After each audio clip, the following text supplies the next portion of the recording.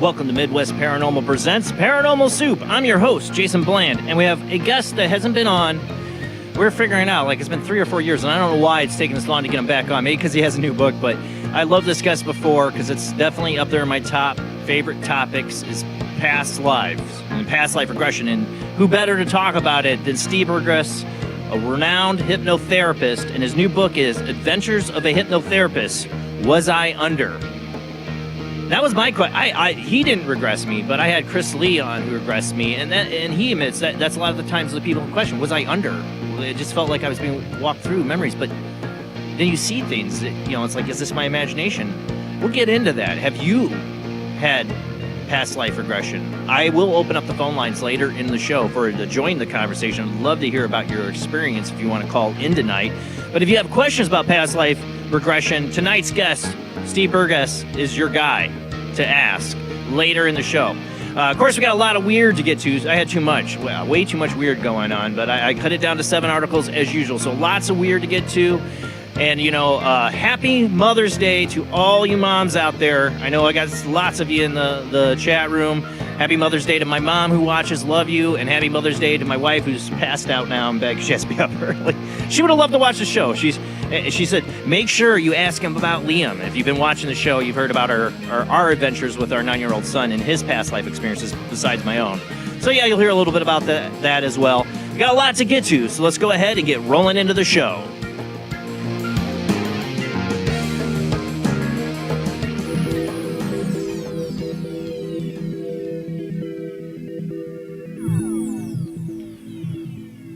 Welcome to another night of Paranormal Soup. As I said before, I'm your host, Jason Bland. Tonight's guest, Steve Burgess, will be joining us after the World Wide Web of Weird, after our first commercial break. But joining me tonight, and I usually start with Jamie, but joining me tonight, my beautiful co-host, actually looking really good, Rob Autry from St. Augustine, Florida, back for the first time in a few weeks. How you doing tonight, Rob? Oh, I'm here, so that's a good start. Yeah, you're looking good, man. You're looking really good. As you guys know, Rob here suffered a mild heart attack. No, not mild. It was pretty bad heart attack, but you're here with us, rocking. Yep. So we're glad to have you here. We really missed you, Rob, and thank you to everybody who donated to help Rob here. Yeah. It's a big thank you, guys. All right, and join us as always was my beautiful co-host, Jamie D. How you doing tonight, Jamie? Thank you. So glad that Rob's back with us. I know. It's just not the same without him here. So we're glad to have you back, Rob. And, of course, I love having Rob run the World Wide Web of Weird. And we got a lot of weird to get to. Rob, just to warn you, there are a number of videos in there. I believe there's one. I wish I would have marked it and muted the audio. There's one you're going to have to watch out. I don't want the audio to play because it's like music or something. I'll try to catch it. But there's a lot of videos tonight. A lot of weirdness, guys. So let's go ahead and roll into the World Wide Web of Weird.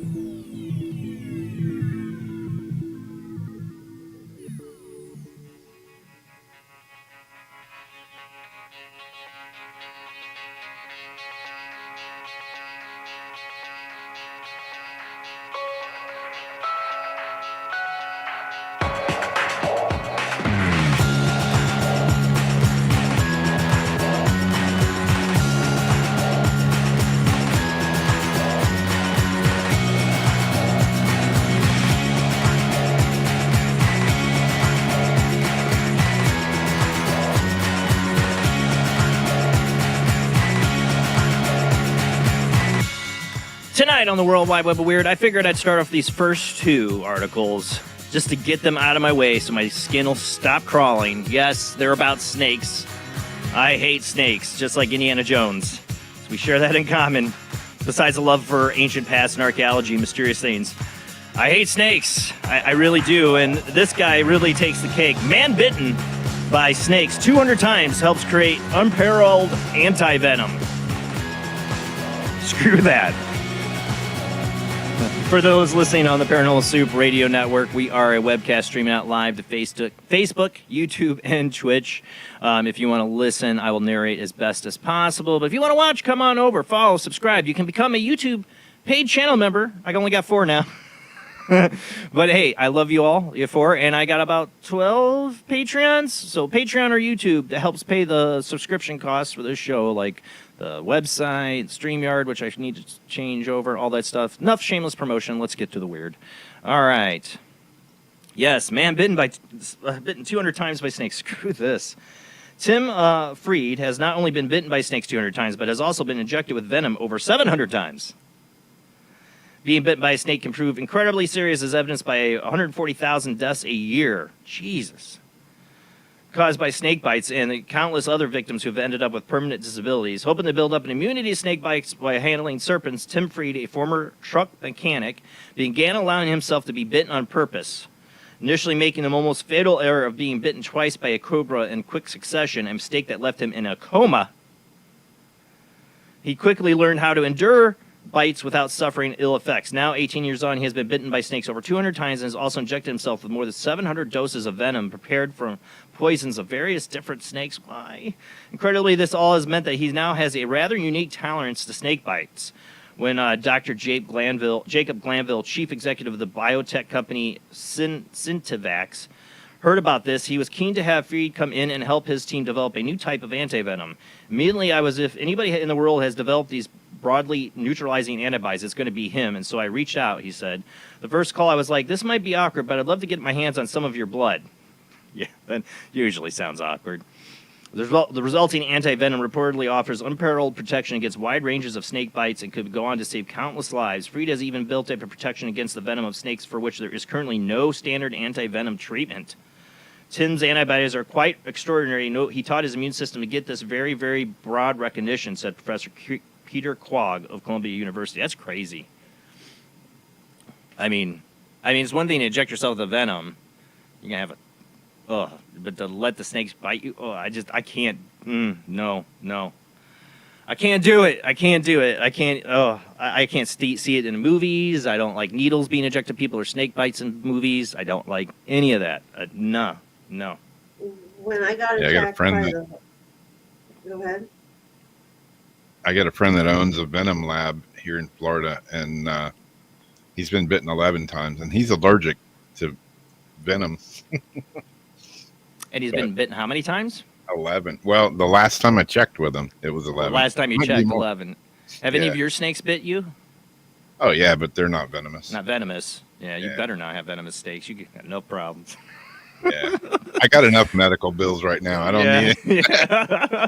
need to add another couple 100,000. No, man, I don't mess with any snakes. Gardener to cobra, no. Nope. And that's what makes this next one really... I don't have an article for this one, and I want to call bull on this video, but I've seen it going everywhere around, and other YouTubers claiming it's real, it's not AI. And I'm not seeing any direct evidence of this being CGI or AI, but doesn't mean it isn't. Doesn't mean it isn't, but I don't have an article. I don't have a provenance for this. They're supposedly filmed this somewhere in South America, I guess, somewhere. I don't know. If you got an article on this, Paranormal Soup, jbland@gmail.com is my email. You shoot me an email with articles. I'd love some provenance on this. Did this really happen? Is it CGI bull? I don't know. Supposedly filmed from a helicopter. I got a giant snake, man. Giant anaconda. A giant anaconda. Not a title to a porn. In the river that these guys see. So go ahead and play the video because I don't have an article. We'll see what you guys think. There is audio to this one where you hear chop, and some girl go, "Oh wow!" Now this video, I saw a lot of videos of it above it, but then I see this video of it close up that seem to be cropped it in. I think they're supposed to be related. I don't know.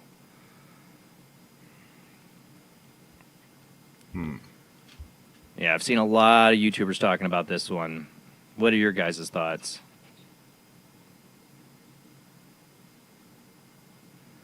There's a lot going on here. You can see the reflection of the pilot in the whatever he's got radar thing going on there. A lot of stuff for AI to handle, but I don't know. It could be. Seems like there's another snake in the water with it. Maybe almost not as big, but like something else that's crawling along its side there. This thing has to be like 60 feet long, though. Looks like AI, in my opinion. Yeah, Priscilla, I get you. It was my first thought on it, but I got so many people talking about this. I've seen some big anacondas, and I've never seen one that big. Yeah, it looks like it's on a sandbar there of some kind. See, from that angle there. Yeah, from that angle, it doesn't look that big. This is like Jennifer Lopez anaconda big, you know, like the movie. Bigger, maybe. I don't know. That's like the monster. Tell me it's CGI. I would love to hear that it is, because I don't want this to be real. But you know, ancient, in paleontology, they've found skeletons of ancient, species of snakes that were this big or bigger. They would see that thing more often. Look, it takes up half of the. But these they're in a helicopter. No, they're in a helicopter. There's so many places in the rainforest and in the Amazon. You're not touched by humans, not seen. Nobody sees nothing unless you're on a helicopter and you're flying over, and you got permission to do it. So and there's a good possibility that these things are still grow like really big. I mean, what would it eat? This thing could swallow a cow. Remember the old lady in Anaconda was like feeding? Yeah, it was a Betty White, wasn't it? Betty White. It was Betty White, right? Yeah. Maybe Betty White's down there and feeding it. I don't know. I'll have to look at it better. All right, next up, this video has been super viral too, and everybody's talking about this. I really wanted to, I have no time this week. I really wanted to put like a voiceover to this. All right. So yeah, video shows moment humanoid robot goes ballistic attacking workers. Humanoid robots will undoubtedly become the commonplace in the not too distant future. Took our jobs. That's what you're going to hear. Especially given the recent advances we've seen in artificial intelligence and robotics. Not everyone, however, is too thrilled with the idea of sharing the world with these walking automatons. And this recent viral clip, which shows CCTV footage recorded at a factory in China, demonstrates why. It shows two men working to activate a humanoid robot hanging next to them when all of a sudden the contraption completely freaks out and starts flailing its arms wildly all over the place. The men can be seen struggling to get the machine back under control as it continues in its epic tantrum. News outlets have since reported that this is Unitree H1 robot, a type of full-size bipedal humanoid robot capable of walking around untethered and completing various tasks. Luckily, it was tethered. It's not clear what exactly went wrong with this particular unit, but the robot's antics have helped to ease concerns about what it might be like to live and work alongside such machines. Go ahead and play the video. I saw this one, and it said, "Not yet." Robot listens to Pantera. Right? He's just like, he's mosh pitching. I'm more like thinking he's like, I am sick of this crap. Screw you. I'm not working this goddamn factory anymore. He's like, I'm about ready to beat the crap out of you people. Yeah, you get whacked with that, man. Yeah, that's kill you. That's a solid punch. It's Helen. I'm not taking it anymore. Yeah. Look, it does not look like a happy robot. And this thing's supposed to be walking around the factory floor with them. And they were about ready to untether it. What would happen if they untethered it and it started doing this? They've already had him reaching out and like throat grabbing at people. Yeah, we all know how the story's going to end. Mm-hmm. Yeah, I mean, that was the, with all the tariff wars and talk about having manufacturing here, and people are like, we don't have the skilled workers. I'm like, they don't need the skilled workers. They're building them. Yeah. I've seen this movie before. Wow. Yep. They're building them. Took our jobs. All right, let's move on. Where are we at? Oh yeah, this is another super viral one I don't know what to think of, and of course it has ties to Jaime Maussan, UFO researcher from Mexico. Heard he's a really nice guy, but he's presented a lot of BS. A lot of BS. Now, just because he presents something doesn't mean it's BS. He's out there. Cases he's had are obviously come to him that are real, and maybe this is one. And it's really interesting because supposedly in the whole story, they filmed this orb in Colombia coming down and landing. and now have it in their possession, and now have tested it, x-rayed it, and they're finding signs of technology that is non-human. That's the gist of what's going on here. So scientists have released the first X-ray images of the mysterious sphere-shaped object recovered in Colombia, which locals claim is of alien origin. The so-called UFO was spotted in March over the town of Buga, B-U-G-A, zigzagging through the sky in a way that defies the movement of conventional aircraft. The object was recovered shortly after it landed and has since been analyzed by scientists who discovered its features 3 layers of metal-like materials and 18 microspheres surrounding a central nucleus they're calling a chip. Excuse me. Wow, that was disgusting sounding. Sorry, guys. Dr. Jose Luis Valquez, a radiologist who examined the sphere, reported finding no welds or joints, which would typically indicate human fabrication. He and his team concluded it's an artificial origin and that it shows no evidence of welding. Its internal structure is composed of high-density elements. More testing is needed to establish its origins. That team compared to ancient scripts. The sphere also displays symbols that the team compared to ancient scripts, including runes, ogams, and Mesopotamia writing systems. Using AI to assist in deciphering the design, the team interpreted the message to read, the origin or of birth through union and energy in the cycle of transformation, meeting point of unity, expansion, and consciousness and individual consciousness. Wow, that's some deep stuff that AI got there. We interpreted it as a message to humanity to encourage a collective shift in consciousness to help Mother Earth, especially considering the current issues with pollution, environmental decline, the researcher said, of course. All right, go ahead and play the video. I just took this right off the website from Daily Mail. So here's like the clip. It's just me scrolling. Here's the video. I don't know if you guys can see it. You can go to Daily Mail to see it, but it's of it flying through. I know I don't have a greatest copy here, but of the ball flying through this town in Colombia, you know. And then it just landed. And you know, there's the what is it? The Betts family. Yeah. Had the Betts ball, you know, in Florida. Yeah. That's what it reminds me of. Theirs didn't have any scripts or writing on it. It was just a silver ball, but about the same size, I think. Very close. Yeah, you know, it's weird that, like, you see this, you know, there was that Betts sphere, you know, you watch the, Let it play here. It's going to show some more here in a second. Sorry, ad. Here we go. This is them testing it. But what are you saying, Rob? like, you know, watching Skinwalker Ranch, they've seen orbs there, you know, and filmed orbs. It's weird that, you know, it's like, are these spaceships, or are these like drones in a way from who knows where?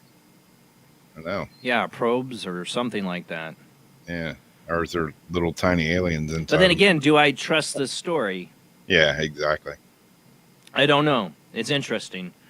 More will have to be said or shown. Because I've seen it with other things in Mexico. They say, oh, it's tested by scientists. You find out it's a guy who has no scientific background. He put a PhD next to his name and has no background to be testing or doing anything. So I don't know. I mean, it's interesting. It seems like this could be pretty legit. You know, they got videotape of it coming down. So I'm interested to hear more, see more come out of this. You know, more people talk or that were involved in it, that it came down. I want interviews. I want details. More. I mean, it's great as being scientifically studied, but you need to peer review that. You need to let other people study it. And is that going to happen? I don't know. When other people study it and say the same things, then we're rolling. Then we're rocking and rolling with some real evidence. So I hope they do some peer-reviewed studies of this. Let somebody else, another university, take a look at it. Maybe in America. Protect it, yeah, because somebody might try to steal this thing. I'm keeping my big balls where they're at. Yeah. All right. Next up, you know, this has got alien script on it. This next one is ex-NASA official claims to have seen a flying saucer with USAF logo on it. Dr. Gregory Rogers, former NASA chief flight surgeon and Air Force major, has spoken out about something he had witnessed back in 1992 at Cape Canaveral, Florida. At that time, he had been conducting an inspection when he was approached by an Air Force major who invited him to come and see something that he claimed would knock his socks off. Roger was taken to a room where he was shown a CCTV feed of something extraordinary, a saucer-shaped vehicle, U.S. Air Force logo clearly emblazoned upon it. Sorry, I cannot talk. I would estimate it was about 20 feet wide, probably 8 to 10 feet tall, and it had a shallow dome on top of it, you recall. There was no antennas. There was no flight control surfaces. Everything was very smooth and blended. I saw no rivets, no seams, nothing. Everything was white, but there was a vertical black rectangle at the o'clock, the 6 o'clock, and then 9 o'clock positions on the upper half of the vehicle. Without warning, the object began to move, and all of a sudden it just lifted up as smooth as could be, said Rogers. Once it got up maybe 3 feet above the concrete surface, it rotated completely around clockwise 1 revolution, then it revolved counterclockwise 1 revolution. Amazed by what he witnessed, he turned to his Air Force major for an explanation. We got it from them, the major replied, pointing up at the sky. Rogers never saw the craft again, and to this day remains adamant that what he saw was genuine. So, you know, another person coming out many years later that worked in the government and, you know, worked for NASA and saying, okay, yeah, I saw we had reverse engineered stuff. The more the snowball comes, the more people feel comfortable coming out. Problem is, there's some people coming out of the government that don't help our cause. And I don't know. I don't like to be a crap starter or talk badly about anybody. Like Hami Musan, I've heard he's a really nice guy, but I can point out several cases of just pure fraudulent bullcrap that either he was fooled and then he's not very good, or he just ignored and presented it for the views, I guess. Well, Luis Elizondo is one of those people that's pissed off a lot of people. And I've tried, you know, I've tried to be neutral on it as much as I possibly can. But this is no different than Hami Musan, this next one. If you want to move to the next article. 1,000-foot UFO photo shown at UAP hearing has already been debunked. And guess who showed it? Luis Elizondo. There's 2 photos. This is the article photo, and then you'll see the debunk. Last week, Understanding UAP hearing, which featured talks by several prominent scientists, UFO researchers, and intelligence community personnel, was aimed at briefing members of the Congress about UFO phenomena and implications. During the event, Luis Elizondo, who was once a director of the Pentagon's Advanced Aerospace Threat Identification Program, presented a photograph showing what he alleged to be a huge UFO measuring some 1,000 feet across that had been captured on camera by a commercial airline pilot. It was reportedly snapped from an altitude of about 21,000 feet over Four Corners landmark, which joins parts of New Mexico, Arizona, Utah, and Colorado. Captured near Four Corners at FL-20, estimated 601,000 feet in diameter, silver-hued disc-shaped UFO Disclosure Fund wrote in a post on Twitter X. With a glance at the image, looks quite convincing. It didn't take internet search long to determine that the photograph doesn't actually show a large hovering disc at all. Instead, the disc and its shadow are in fact 2 circular fields situated next to one another. And that's it here. It's really just 2 fields right here. You can see it. Yeah. It's not his first one either. He's done several of these now. He's posted he's done lectures, and he's posting photos that have been debunked before he ever walked through the door to show them. Why would you do that? Why would you be in a position like him and do that? Because you know they're going to swarm you to try to debunk it. You know, I swear, I sometimes I think about Luis Elizondo. Did he just, you know, he worked at Project A-Tip, didn't really get to learn much, do much, retires from it, and is like, I got to have a career. I got to do something for my retirement plan, and I'm just going to say, hey, I can put this on my title, and I can do the whole UFO circuit. And people will pay me money to be on Ancient Aliens and come to UFO cons, and I'll be set. I'm not trying to be mean. I'm not trying to be... start drama. I mean, Luis Elizondo doesn't know who the hell I am anyways. You're just giving your opinion on something somebody else I'm just out there. Tired of this crap. Listening. I'm just tired of this crap from people who are supposed to be top names in the UFO field, and he's made himself a top name in the UFO field. You know, nobody's going to come interview me and talk to me about my UFO experience, you know, or my ideas or beliefs in UFOs, but they'll talk to him because he's got, you know, he worked for the government. I get it. I get why he's got a big name and why he's in the field. But don't do this. But why do this, you know? Only would have taken a little bit more research, Lou. Maybe he did. He didn't care, and he just presented bullcrap. What am I supposed to believe here? You know, get your crap together. Don't get mad when people criticize you for this, and he does. Exactly. Get it right. There's a public apology from him. I haven't seen it. If there should be, like, listen, guys, I really screwed up. You know, if he did, I'd take it. You know, I'd be like, things happen. I've gotten fooled. I get it. But this was a congressional hearing. This is the time to get it right, not get fooled. And don't just. All right, we got to move on. We only got a minute left, and I can't miss on this one. We got to go. We're going to run late. All right, hold on.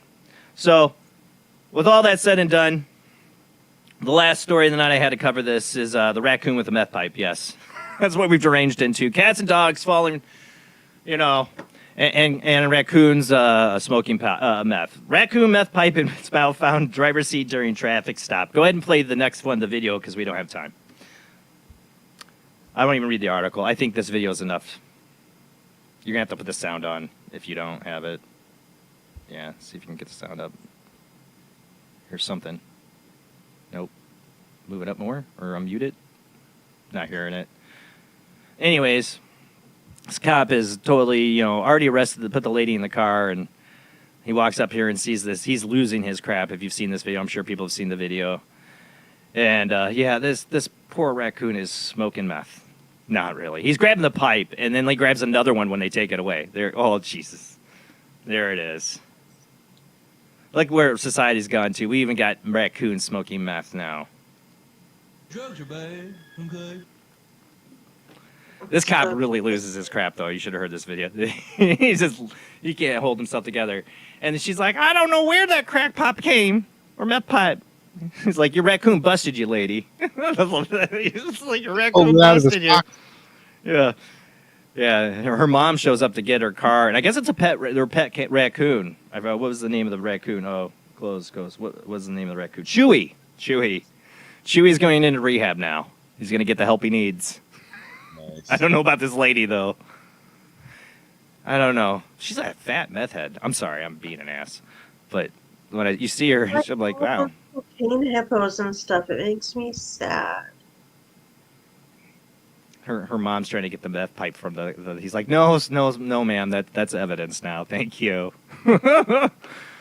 That's it for the World Wide Web of Weird. Our guest tonight is Steve Burgess. We're going to talk about his newest book, Adventures in Hypnotherapy. Was I Under? Have you been regressed? Have you done any kind of regression or hypnotherapy tonight? We will open up the phone lines later. I'd love to hear your thoughts or your experiences on that. If you have questions about getting a past life regression, this is your guy tonight. You definitely want to talk to later in the show. And even, or like me, I mean, I've had two very vivid past life dreams I believe were past lives. There's no question to me. Have you? Call in and join us. We want to hear about tonight. Steve's got a lot of different stories. He's hypnotized a lot, regressed a lot of people. So he's got a lot of stuff to share about what he's learned about past lives and the whole experience tonight when we come back from the short commercial break.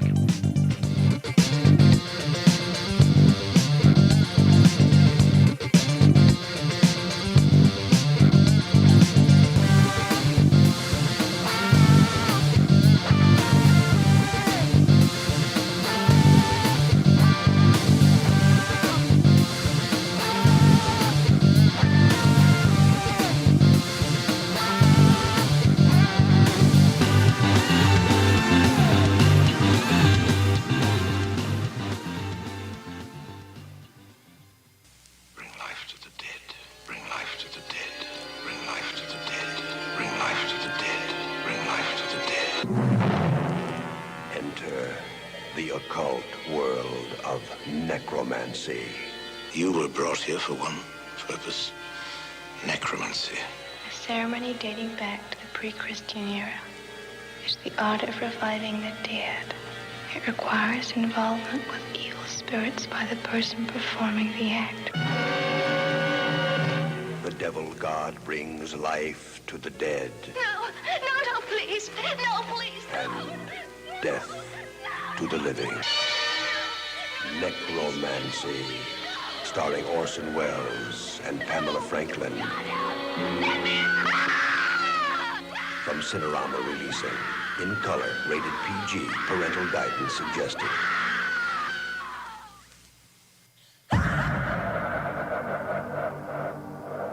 If you are interested in discovering the truth about the paranormal and want to hear from leading researchers in the field, join Justin Brown on his 3 weekly shows named My Paranormal Soapbox, Necromancer Live Show, and the Supernatural Symposium, live on Facebook, YouTube, and InterfaceDeath.net.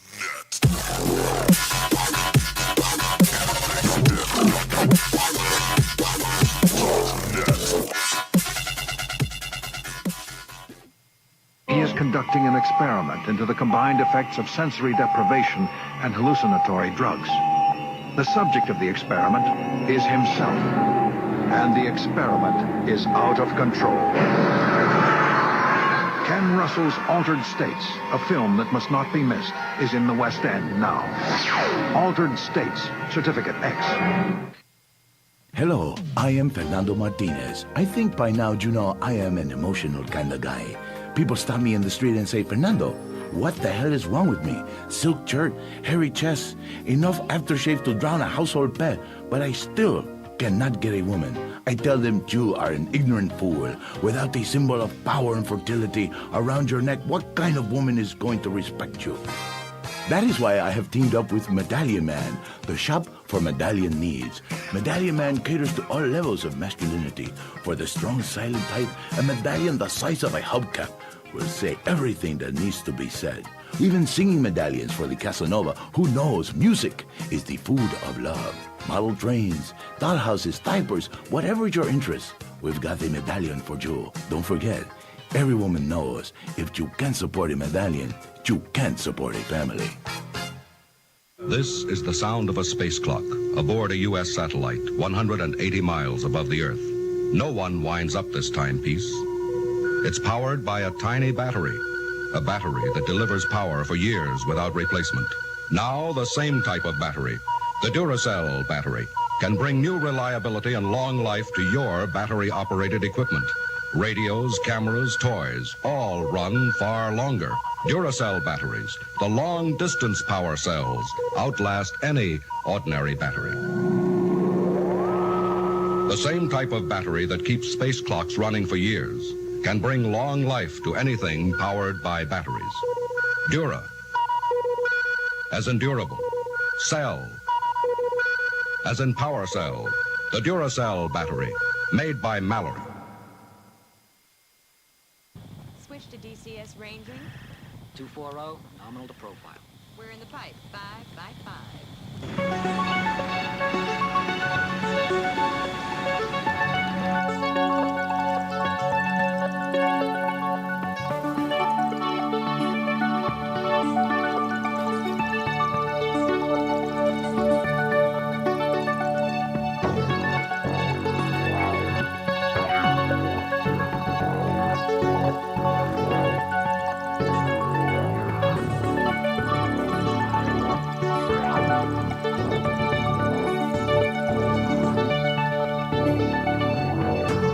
Tonight on Paranormal Soup, our guest is Steve Burgess. Steve is author of Adventures of Hypnotherapist. Was I Under? That's his new book we're going to be talking about. Steve is one of the world's leading hypnotherapists and a specialist in past life regression. He's completed many thousands of past life regression sessions, helping his clients with a wide range of issues, including phobias and anxieties, depressions, lack of confidence, weight issues, addiction, physical illness, sexual problems, and performance anxiety. Most of his work involves using hypnosis to regress people back to the emotional root causes of their problems, often back into previous lifetimes. His YouTube channel is Hypno for All. That's Hypno, the number 4, all. Features free hypnotherapy recordings. He's a high-demand hypnotherapy trainer, and his work has been featured on television, national radio, and numerous publications. I think it's been 3 or 4 years since we last had him on the show. We should have had him on sooner, because this is definitely up there in my favorite topics, something I personally experienced and believe in past life. As much as I'm a spiritual agnostic and I question a lot of things, a couple of the things spiritually I don't question is there a God and is there past lives? Both are not questions to me. I've experienced both. God, the force, and the fact that I've lived other lives. Have you? Later tonight, we'll open the phone lines. You call in the show and join this conversation. But let's go ahead and get to our guest.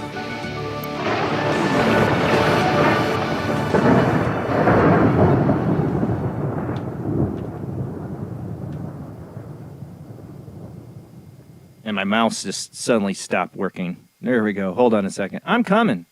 I swear. My mouse just stopped working there. Okay, there we go. Let's get our guests into the panel. How you doing tonight, Steve? Welcome to the show. Hi. Good morning, Jason, from the UK. It's 4:30 and it's just coming dawn here in the UK. So. I always feel very appreciative of my guests across the pond when they come on at 4:30 in the morning. So thank you so much, Steve. And it caught you by surprise. I know you're not the first person who's like, "Oh yeah, that'll work out great. It'll be." No, it's early morning for you. So thank you for coming on.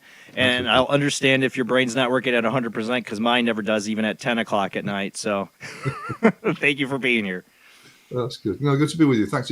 It's actually 5 years since I was last with you, Jason. 5 years God, it does not feel like when Gavin emailed me, I was like, oh yeah, it's been a while. I did not think it'd been that long. Wow, time flies. It's our 10-year anniversary show next week. So, and I believe it's 10 years. So that's fantastic. Yeah. So it's an honor to have you on. This is one of my favorite topics. I'm a huge believer in past lives. I've had my own. You didn't do hypnotherapy on me, but I had a past guest, Chris Lee, do it on me. It was really interesting. So we can get into all the aspects of that tonight. But it's been 5 years, so let's get a refresher how this all kind of began for you. Well, I've been a hypnotherapist now for 33 years, which is a hell of a long time. And in my time, I've completed over 15,000 therapy sessions. So I've really been around a long time and done lots of different things. I became a hypnotherapist by accident. My father was a scientist by profession and wanted to stop smoking. And of course, hypnosis is probably the most effective way to stop smoking. And my dad had tried everything and nothing had worked. And one day he went to see a hypnotherapist, and this hypnotherapist relaxed him, told him to let go of smoking cigarettes. And my dad didn't want to smoke cigarettes anymore. That didn't make sense. So being a scientist, he started to read up about hypnosis and became fascinated with it as a concept. Yeah. And then he went and trained. He went to train as a hypnotherapist, started practicing privately, just as a hobby, really, with friends and family. And one day I was a publishing director of a publishing company, and it went bust. So I needed to do something quickly. And my dad said, well, why don't you be a hypnotherapist? So there I went and trained to be a hypnotherapist, and I fell into it by accident. And actually, I was lucky because I'm a natural therapist, so it was just the right thing at the right time. And in those days, I was just sort of doing standard therapy sessions using what we call post-hypnotic suggestion therapy, where we take the client into trance, into a relaxed state. And for those people who think that hypnosis is weird, it isn't. It's a perfectly natural state that we all go into at least 24 times a day.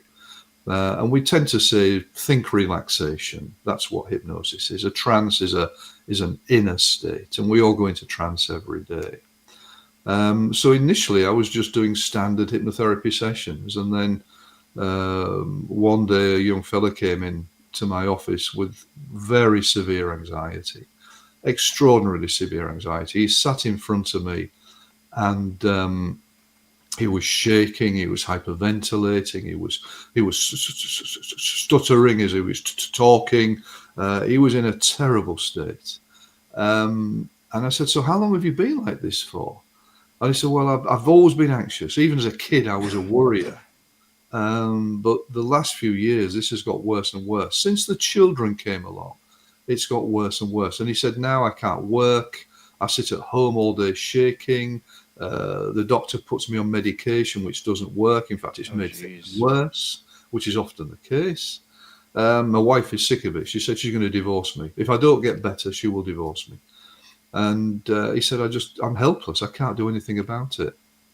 So I thought, okay, this is severe. In those days, I was just sort of using hypnotic suggestions, as I've said.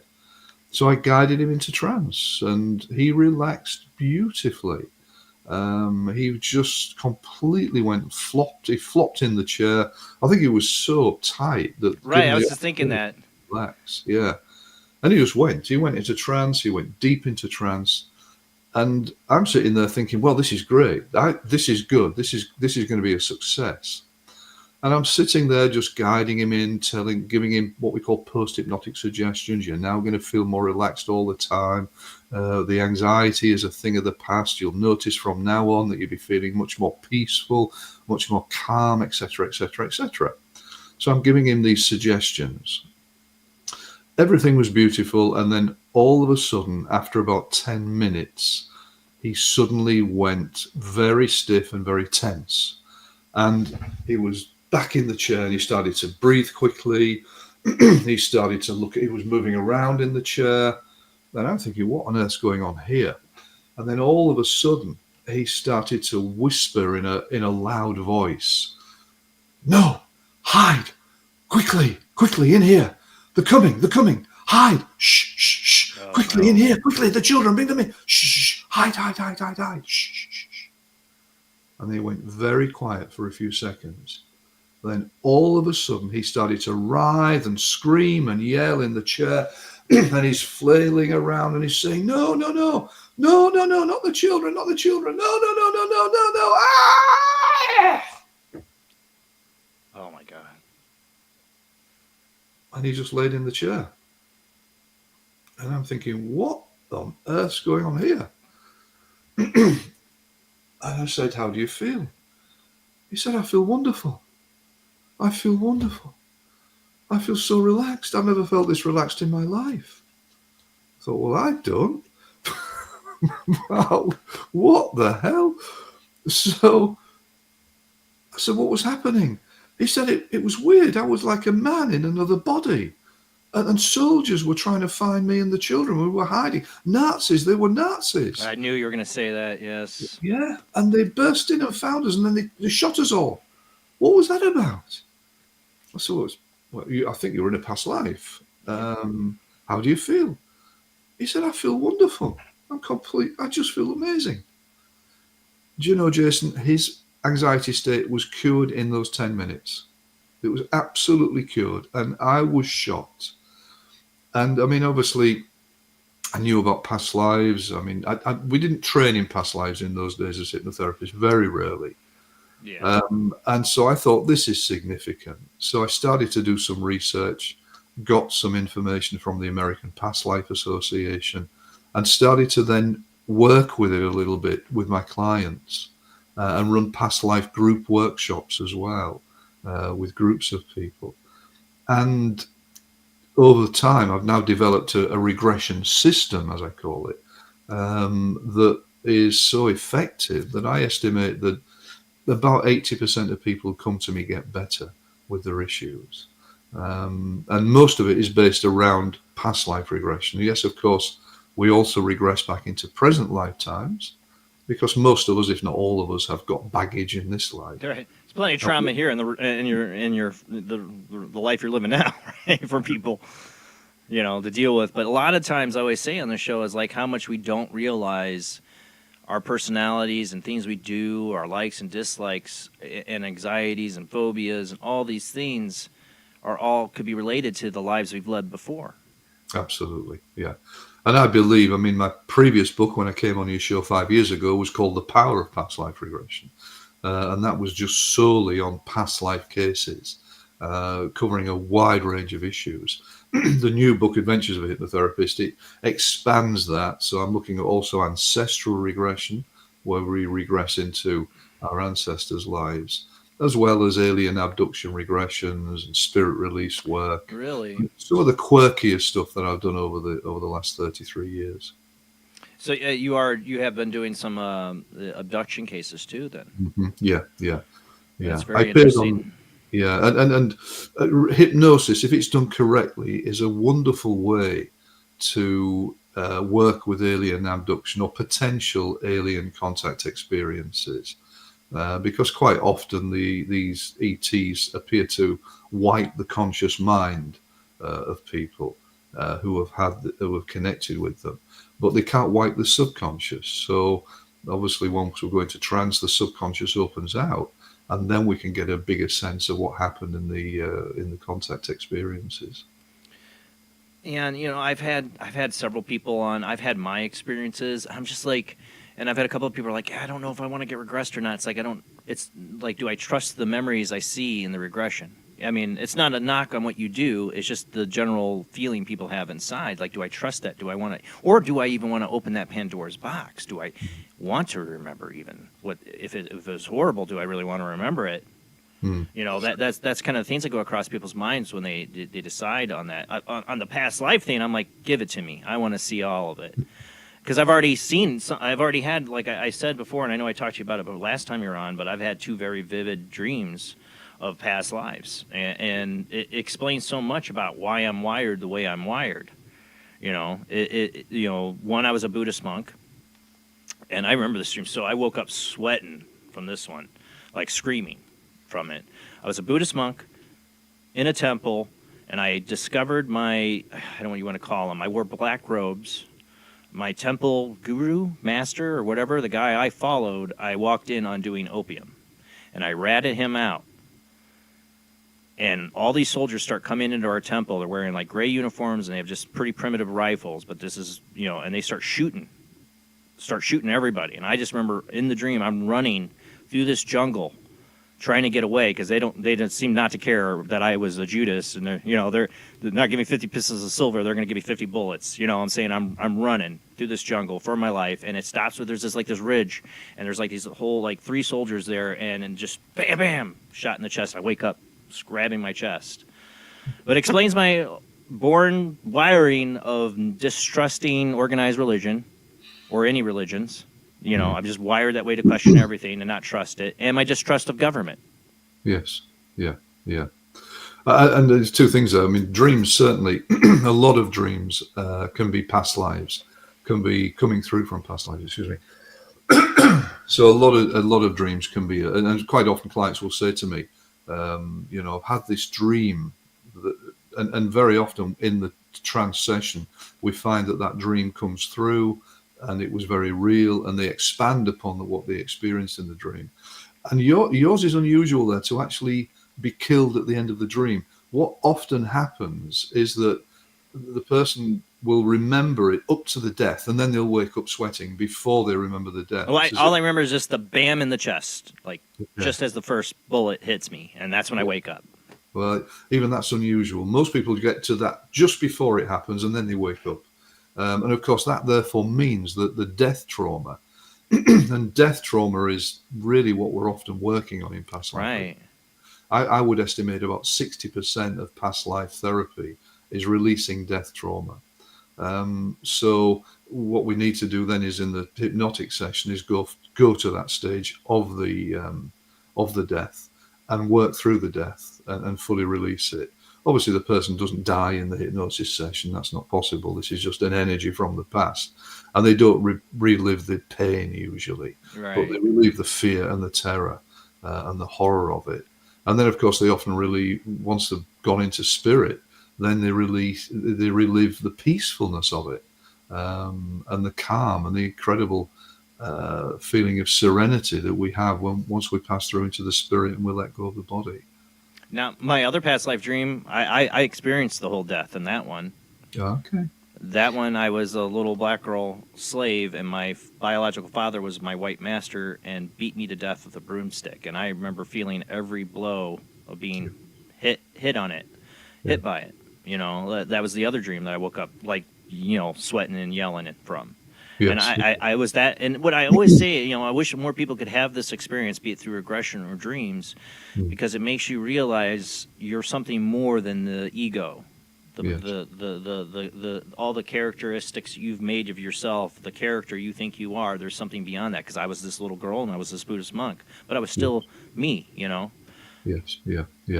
And obviously my experience usually is that we live many, many, many past lives, tens of thousands of past lives, perhaps. And we don't remember all of them. And obviously, and also, most of them do not ripen in this life.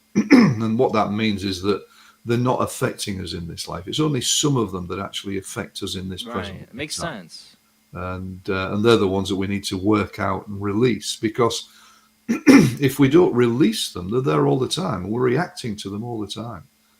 24 hours a day, we'll be reacting to that inner pain and the energy of that past life in some way. And as you said at the start of the show, for us, virtually every issue, if not every issue that we have as human beings, can come from past life traumas, whether it's a phobia, whether it's anxiety, depression, physical illness, etc., etc., etc. They just affect us 24 hours a day without us realizing. Well, and then maybe that's why I remember those two, because they were both traumatic deaths, and it's something it affects me in this life. Even in that dream, I had this over-knowing in the dream. Maybe it was this voice telling me why I was dreaming of it. I don't know. But I had this over-knowing that the man who was beating me Yes. is the same person who is my biological father in this life that wanted nothing to do with me. Okay. Yeah. Yeah. It was just waking up with this total knowing, like I was given this dream to have like a total knowing and understanding how these situations work. Yes. It's weird, you know, Yeah. and it's always made me more. It's another thing that builds on top of my curiosity about how these things affect our interpersonal relationships with all those around us, because we've lived past lives with so many people that are around us. Yes. There's this concept of clusters, as they call them, clusters Or of soul souls, groups. soul groups. And if we're at the center of a cluster of souls, then the souls closest to us are the ones that tend to be reincarnated life after life with us in a significant way. So parents, grandparents, brothers, sisters, etc. And then as the soul group gets wider, these are people who are further away from us in our lives, uncles, aunts, friends, etc., etc. And it's often these very significant, close relationships. We're in this with these people life after life, and very often just knowing that in a past life, you know, somebody may say they've got relationship issues with the mother, let's say, Right. and they're always having problems with the mother, and we find in the past life that they've killed the mother, or the mother has killed them in a previous Right. life. And immediately they say, well, that makes so much sense. Of course, now I understand why we've always had this difficult relationship. That makes sense. And having got that understanding, the relationship issues start to soften down. It's as if the client, the energy soften between the two people. Yeah, that's what makes sense. And I guess in that dream where I just had this over knowing. You know what's weird is that dream started out with me being in a movie theater. Oh, okay. It started out with me sitting in a movie theater with this black woman who ends up being my black woman mother in this, and I'd seen her in another dream. And then it's like I'm being shown this, but I am the little girl at the same time. I'm experiencing everything she's experiencing, but I'm also watching it from a 3D perspective. It was really weird and hard to describe, like how my consciousness is flowing, observing both. I don't know. It was so weird. Yeah. It was such a weird experience, but it was so vivid and just stuck with me. It's not like the gobbledygook dreams, you know, that you normally have. Yeah, yeah. So when you have dreams like that, those are nearly always past lives, and they can be a great way in to doing therapy. It can make getting into a past life much more easily if you're already aware of it in that way. I'd be interested in doing it again, like having another past life regression or getting more into it and knowing. But my wife, I told you before the show, is like, ask him about Liam. Oh, yeah, we got this from Under Fire. I would like to ask, what are Steve's thoughts on that we are trapped in a reincarnation loop being used in a false reality by evil powers, wow, this is heavy, that rule over us? Has he come across such information? That's a heavy question there, Under Fire. Yeah, some people call this the white light trap. Right. Excuse me. And the white light trap. Now, the concept of reincarnation that we've all grown up with, you could say, or that comes down from through the centuries from Buddhism and Hinduism, etc., is that we live many lifetimes, and over many lifetimes we're aiming to learn and to grow as a soul and to perfect ourselves to such a degree that we don't have to get reborn back here on earth. And then we sort of move up spiritually into sort of higher spiritual echelons, you could say. There is, however, this, I think it's a fairly modern concept that the world as we know it, the earth, is being run by malevolent aliens, and these appear to be sometimes reptilians.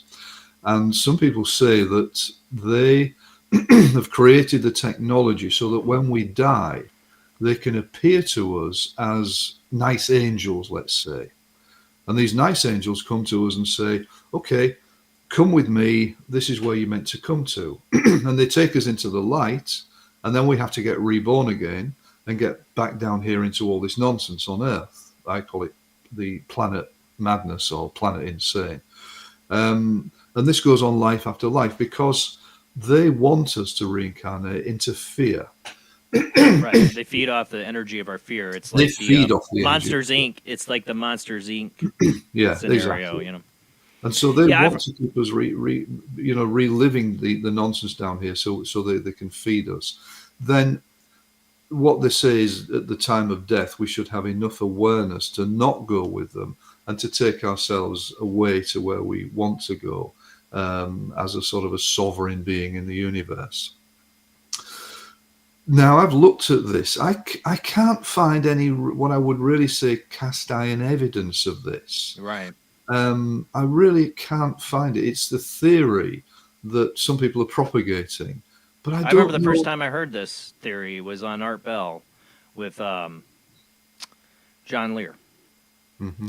He proposed this theory, and I talked to John Lear. I called him on another person's show and asked him about where this came from, because I've listened to it 100 times. And John Lear laughed. He said, that night I was up, the night before, I was up late with Whitley Strieber, from Communion, the author of Communion, an abductee. And they were literally talking, what if the light is controlled by the aliens? What if the afterlife is controlled by the aliens? And he comes up with this. John Lear liked to take an idea like that and run with it. And that's what he did on Art Bell Show, and he admitted it. He's like, I don't know if that's the case, but this was what me and Whitley Strieber were kind of like thought processing out at the time. And like, what if the moon is the big, the alien base on the moon is a big soul capacitor, right? And there's all these different kind of things you can look at, or messages that kind of indicate that this is the thing, that they're controlling the afterlife, and that the reincarnation is actually a trap. Don't go to the light, Carol Ann. That kind of thing. So that's when I first heard it, and it kind of chilled me to the bone when I heard Whitley, Jonathan Lear talk about that. Well, you see, I can. I've never had it come through in a therapy session, and obviously, I've had thousands of clients killed in my therapy sessions. You could say, thousands of them, and in no single session has anybody ever said anything like that. I mean, okay, that may be because it does happen, and they wipe out They're in the memories. Matrix. So They're in the Matrix, right? But you see, most people, when they die in my regression sessions, they die. They go into a spirit world, and they just tend to be in spirit, and not a lot seems to happen. Some clients, they'll get more information, like they say that we're taken into halls of learning, or someone comes for me and they take me to a place, etc. But most of the time, they just sort of float off into spirit, and we don't see too much of what happens in the spirit. Now, I would have thought that if there was some reality to that theory, the white light trap, then some of my clients would be saying, "Oh, an angel is coming to me, and this angel is taking me to do this, etc." So I'm really not sure about that as a theory. It may be the case, in which case, Well, you listen to near-death experiences, because I've had a lot of those on the show, and sometimes there is like Jesus or an angel that comes to people in these situations, but a lot of times they're out of their body, they're very calm and peace. It's crazy because they'll see their body like broken or whatever, but the tunnel appears. They just end up there. There's no angel or anything. They just end up there. Yeah, that's very much the case. So I'm not sure about it. I mean, as I say, it may be just a theory. It may be real. If it is real, then it behoves us as sovereign beings in the universe to take control of that situation. And at the time of death, then to have more control of what happens. Of course, in a lot of death experiences, death happens very quickly and we're very confused. Or we don't have enough sort of spiritual control, spiritual mind control, you could say, to do what we need to do. So I mean, Buddhism is very much about, living life so that at the time of death, we are more aware of what we need to do when we die. So we can die with a quieter mind. Like the Tibetan Book of the Dead. It's like a guide way of trying to guide you through the afterlife to have that clear mind. Yes, yeah. And a lot of Tibetan practices are about that. There's a Tibetan practice called Lojong, which is about having a calm mind at the time of death. So it is possible to do that. And I actually think we should all be aiming to do that anyway, regardless of whether there's a white light trap, because I think it means that we are just having a better experience when we die. My thought on it is, trap or not, if that's where my loved ones are at, that's where they went. Trap or not, that's where I'm going. Yeah. Wherever they went, that's where I'm going. Be it hell or not, I don't care. I'm going wherever they went. You know. Well, funny enough, you mentioned hell. Hell doesn't exist. It just Right. really doesn't exist. I mean, I've never. You would have expected, with all the thousands of death experiences I've had, that sooner or later a client would talk about, hell or something. It doesn't Right. exist. It was just a construct that Well, was created by the Catholic Church. Well, you're talking about people who were a murderer in a past life, though. They ended up in hell, did they? They ended up being reborn. Exactly. Well, that's another way of looking at it. Yes, because it's pretty shitty down here on Earth at the best of times. Is it a punishment then to be reborn? That's what some people stipulate. I don't believe that, but No, I don't. No, not at all. The concept of karma is that we just equalize things over many, many lifetimes, and we do everything. We kill, we've been killed. We murder, we've been murdered. We rape, we've been raped, etc., etc. And it's just so that's the traditional view of reincarnation, which I do tend to think. I can't believe that. Well, it's possible, of course, if these aliens are so powerful, that they could have, at the start of dawn of humanity, when Hinduism and Buddhism started to create the concept of reincarnation, could it be that they sort of manipulated the early Hindus? I don't know. But I never find it, and I'm still looking at the white light trap. But for me, we've got to take control of ourselves and over many lifetimes grow and perfect ourselves. And I think that's the message more than anything else. And the most important thing is to live in love and to be love and to experience love in our present lifetimes as much as we can. Because if the white light trap is real, then experiencing love is the perfect antidote to that. I could 100% agree with that. So my experience when I became saved, I had was attacked by what you call a demon or a shadow being or whatever, and I felt the presence of God save me one night when I was being levitated up off my bed and being attacked by this thing, and it was overwhelming love and compassion. It's the pure energy of love that I felt. No judgment on me or even on the being that it kicked out of my room. It was no judgment, total love and compassion. Only other time I felt that is when I saw my son Liam 8 years before he was born, or more longer than that. I think like 12 years before he was born. I saw this translucent boy, middle of the day, walk right into my parents' living room. It was the week I was going to get married to my wife. Walk right into my parents' living room and smile at me. And then the moment he was born and they held him up to my wife, and he's my youngest son, he smiled, and I knew right away that was him, that's him. And now that he's 9 years old, he's getting pretty close to the age of that boy I saw. He looks just like the boy, same smile. Every time he smiles, my heart melts because I know what I saw, and I felt that same presence of God, that unlimiting love. Yeah. Now that Liam, my wife, I'm doing this for my wife here because she's like, you better ask. So Liam, because it's been 5 years, so Liam's 9. We weren't really going through it so much then. I don't know if we talked about it 5 years ago, because when he was just 2 or 3, he would have these nightmares. And he would say, he'd talk about bodies on a hill and that he's a horrible person. He's just a horrible person. He said this at 3. He also told my wife at 3 years old that he chose us. Later on, this has happened, last year, we've had some issues at school, still do. I love him. He's a good kid, but he has some issues. He has some temper. He totally goes he can go flip a switch. His teachers can't believe it when he does because he's such a sweet boy. And then suddenly it's telling the principal to go F herself. Okay, flip a switch. Well, he had an issue. One of these times he had an issue. I sat down. And, I've been trying to do this thing where I don't yell at him. We talk about his problems. I don't feel it's constructive to yell or be upset. I'm trying to teach him how to act. And how am I teaching him if I act like a jerk and yell and scream at him? That's not going to change or solve anything. So I'm trying to talk to him. And he started breaking down crying. He's like, Dad, I'm a horrible person. It's just like he was 3 again. And he's like, I see the bodies on the hill still. And I'm just messed up. I'm just messed up in the head, Dad. I see these horrible bodies.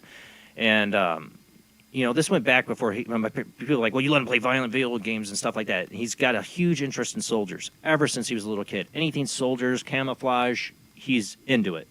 Survival books, all that stuff. And I go, well, tell me about what you see, describe it. And he's like, it's cold, I see snow, I see bodies on a hill, my friend, all I know is my friends left me. My friends left me, and we did horrible things. And I said, I want you to just think and let your mind go quiet. I just want to breathe. I made him breathe for a little bit. Okay, I want you to picture in your head again, and you just tell me a name or anything that comes to mind, a word or anything that comes to mind. Listen to the little voice in your head. And he goes, I don't know, Kumar, something like Kumar. And I'm like, Well, I found out in World War II, in France, there was the battle for Kumar, France, in the hill. Comar. It was Comar. Hill 13, Comar. It was a battle. The Nazis held the hill. The French took it back. The Nazis took it again, and then the French took it back and killed everybody. Most of the Nazis by then were on the run. It was the end of the war. Deserted. So I think my son was a German. I think he was a Nazi.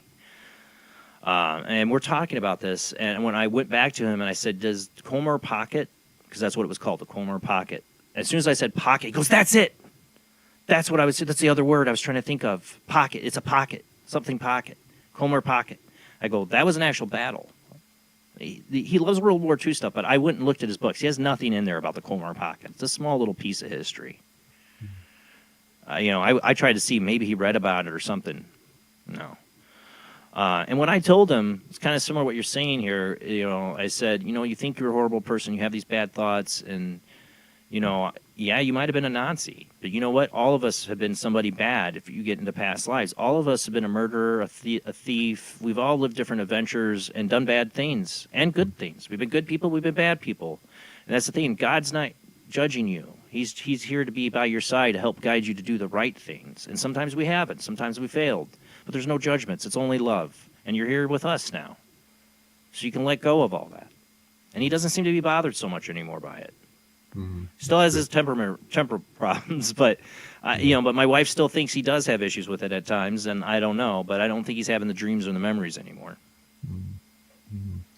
I mean, you've handled that beautifully and really sensibly. That's wonderful. At the age of 9, he is actually. I would do regression with him. The youngest I've that was my wife's question. Yeah, the youngest I've regressed is 7 years old. Usually younger than 7, a child can't really get into a proper hypnotic trance. They're actually too young. I wondered. In which case it's possible to do EFT on them, this wonderful tapping therapy, if they're younger than 7. But I've regressed from 7 upwards. Now, when we regress a child, the subconscious is it's like an all-knowing, all-wise part of us. So it protects us. So what doesn't happen with a child? I mean, like I've explained my first client with the anxiety, some clients can be screaming and yelling. Yeah, you don't want that with a kid. You don't want that with a kid, but it doesn't happen with a child. So the subconscious protects them. It tends to give them the information in a gentle way, or it gives them a past life, which is actually more of a fantasy past life. But it's like a metaphor for what has happened. And it lets them experience a past life in a soft way, but it still heals them. So I remember years ago, I had a young lad who was 11, I think 10 or 11, with a lack of confidence. And his subconscious indicated there were 2 past lives causing the lack of confidence. And both of the past life experiences in trance were just like fantasies. In one of them, he was just a young boy, 10 years old, living on a like a desert island beach, just collecting seashells and things all day long. And that was it. But it got him better as a result of working through these allegedly past lives, but I think fantasy past lives. His confidence was boosted massively. So he would certainly be. It would be worth doing some regression with him if he was. My wife is. To do that's why my wife wanted me to ask you tonight, because she thinks it would help him. Yeah, and she's interested in it. So might have to reach out to you on that, because she's been asking me every time I have anybody to do with past life. And it's been a while since I had a hypnotherapist on, at least a few months. The last one, too, kind of said some of the same things, but they weren't focused so much on past lives. But yeah, that's what she wants to know. Like, will this help him, or, could it make it worse? Do we explore it?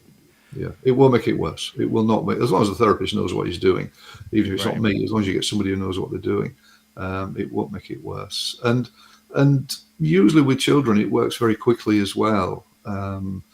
So, 1 or 2 sessions usually is enough in most cases. Occasionally, they may need more than that. But yeah, and of course, so many children have come up with these stories. The time after time, I mean, there's books written on this. My son, my youngest son, when he was again 2.5 or 3, he said to his mum, he said, before I came here, you were not my mummy. I had another mummy then. So, a lot of children are remembering these things. Also, and just going back to what you were saying about your son with his behavior problems, there are quite a lot of people, and you've heard the stuff, the crystal children, the indigo children, stuff like that.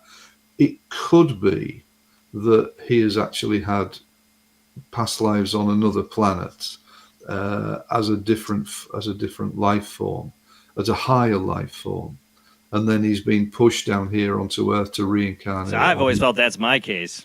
Not that I'm a higher life form or better than anybody, but I've always felt alien to this world. Yeah, and a lot of. Well, I'm finding that a lot, I mean, this is a strange thing as well with my career. So for most of my career, I've been a standard past life regression therapist. Last year, at the start of last year, time after time after time, in session after session, for me and my team, because I have a team of therapists who I pass work to, we kept finding that our clients were having past lives on other planets, and realizing 100%. that this is why I'm struggling to fit in down here, because there's madness down here, and it doesn't have to be like this. I remember years ago a gentleman from Croatia who had a past life in which he was an extraterrestrial, which crash landed. His craft crash landed on Earth, and he survived the crash, but he spent the whole time in terror, hiding away from humanity, because he just said the energy down here is terrible, and he knew that if as we know, the American government would catch him, he'd be in trouble.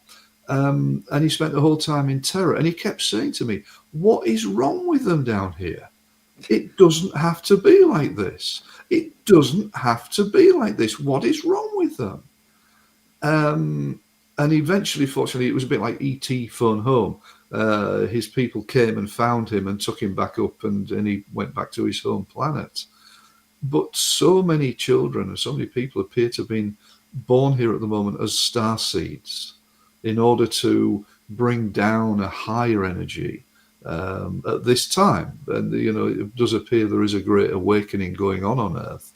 Whether it's fast enough and deep enough, we don't know. But these people seem to be being born as starseeds in order just to bring down a higher energy, to try to raise the vibrational energies of Earth. I once was doing meditation in my early 20s, and I was doing a candle meditation with a cousin of mine, Phil, and I'll never forget, he just suddenly freaked out in the middle of it because he's looking at the candle, and we're talking about like learning how to see auras and stuff. And I was 20, I was getting involved in all this kind of stuff. And he suddenly said he looked at me and he saw these blue lights flying around my head. And then I turned into like a gray alien, except that I was blue. I was a blue alien, but I looked kind of like the gray aliens with the big black eyes. And he said it was like that for a good minute. I remember him looking at, just sitting there. I'm not really focused on him, but him just like looking at me big-eyed. And he said, and then it went away. So maybe that was my alien soul he saw. I don't know. Yeah, maybe so. A bit of shape-shifting or something going on. So, yeah, excellent. And I understand that there are different races of greys. I mean, everybody gets hung up on the negative greys, but apparently they're in the same with the reptilians. I had a client who was a reptilian in a past life. But she was being brutalized by the nasty reptilians. And what she was saying is that there are different races in reptile world, but they are being held down by the bad ones. And so maybe, with the greys, there are these different races of greys. Some are nicer than others. Yeah, what's the blue ones? I've heard what the blue ones are called. What's the Nordic, are, and I'm not, maybe? No. They look like white blonde-haired. No, there's I'm totally slipping. See, this is what I told you.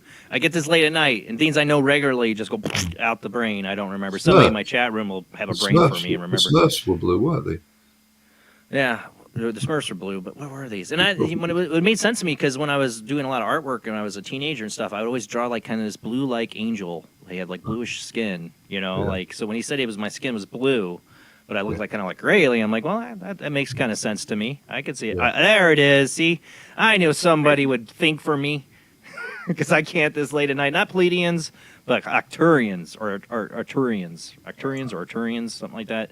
The Arcturians, yeah, that's it. Arcturians, yeah, that's the blue ones. But I mean, it would make sense. We've all lived, maybe not all of us, but a lot of people lived on other planets, other lives, alien things, and it'd be hard for our human brains probably to translate that kind of experience, to remember it really. So it could be really far back there in our past life, in a regression maybe, for us to remember those things, because like you said, you're living as a totally different life form. Yeah. And in most cases, I had a client recently. She was on a planet which was again like a blue planet, and she was a feminine energy form, but she didn't have a defined physical energy as we do on Earth.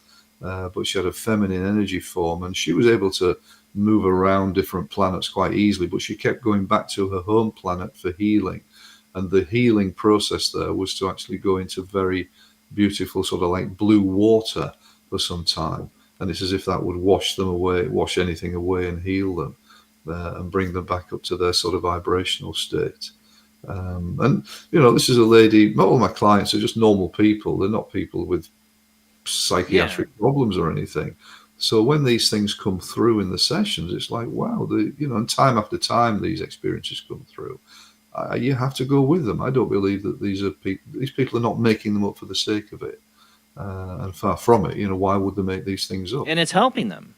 A friend of mine, Chris Lee's past life regression, uses it in the same kind of similar sense as you do, and his clients will go, well, did I just make all that up? He's like, does it matter? Well, your ailment's gone. Yeah. Does it matter? Well, in a way, yeah, it doesn't, because it will get them better. That's the thing about regression. Are these past lives real? It doesn't matter, because the process of releasing the trauma gets them better. Having said that, in a way, I think it does matter, because otherwise we're all living a lie. So I feel it does matter. I'm always looking for the truth. That's how I feel about it too, honestly. Is it does matter to me, because I want to know, is this true? Was this a true experience? Is this a part of me? Not just some imagination, Yes. And I love that in your title of your book, was I under?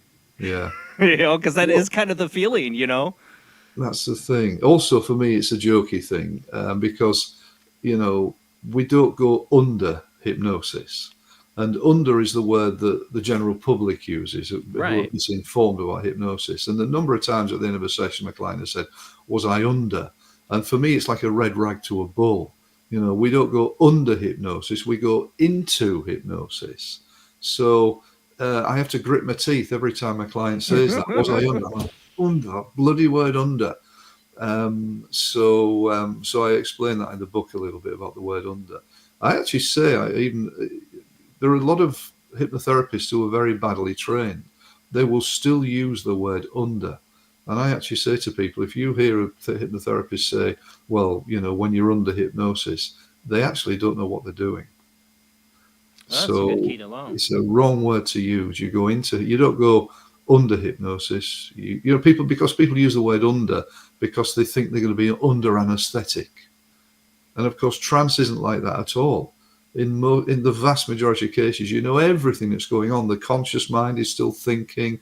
My clients in a past life are still analyzing. Is this real? Well, and you're experiencing the past life too, in a sense. Like you're in multiple. Like I was in that dream. I was in multiple views. Yes, that's the thing. Yeah. So you're still analyzing. You're still seeing it from different perspectives. You're still thinking about it. You're still questioning it. The body's releasing it. You're feeling the emotions. Sometimes thoughts will come through from the past life. The names can come through. There's so much going on, but we're not under.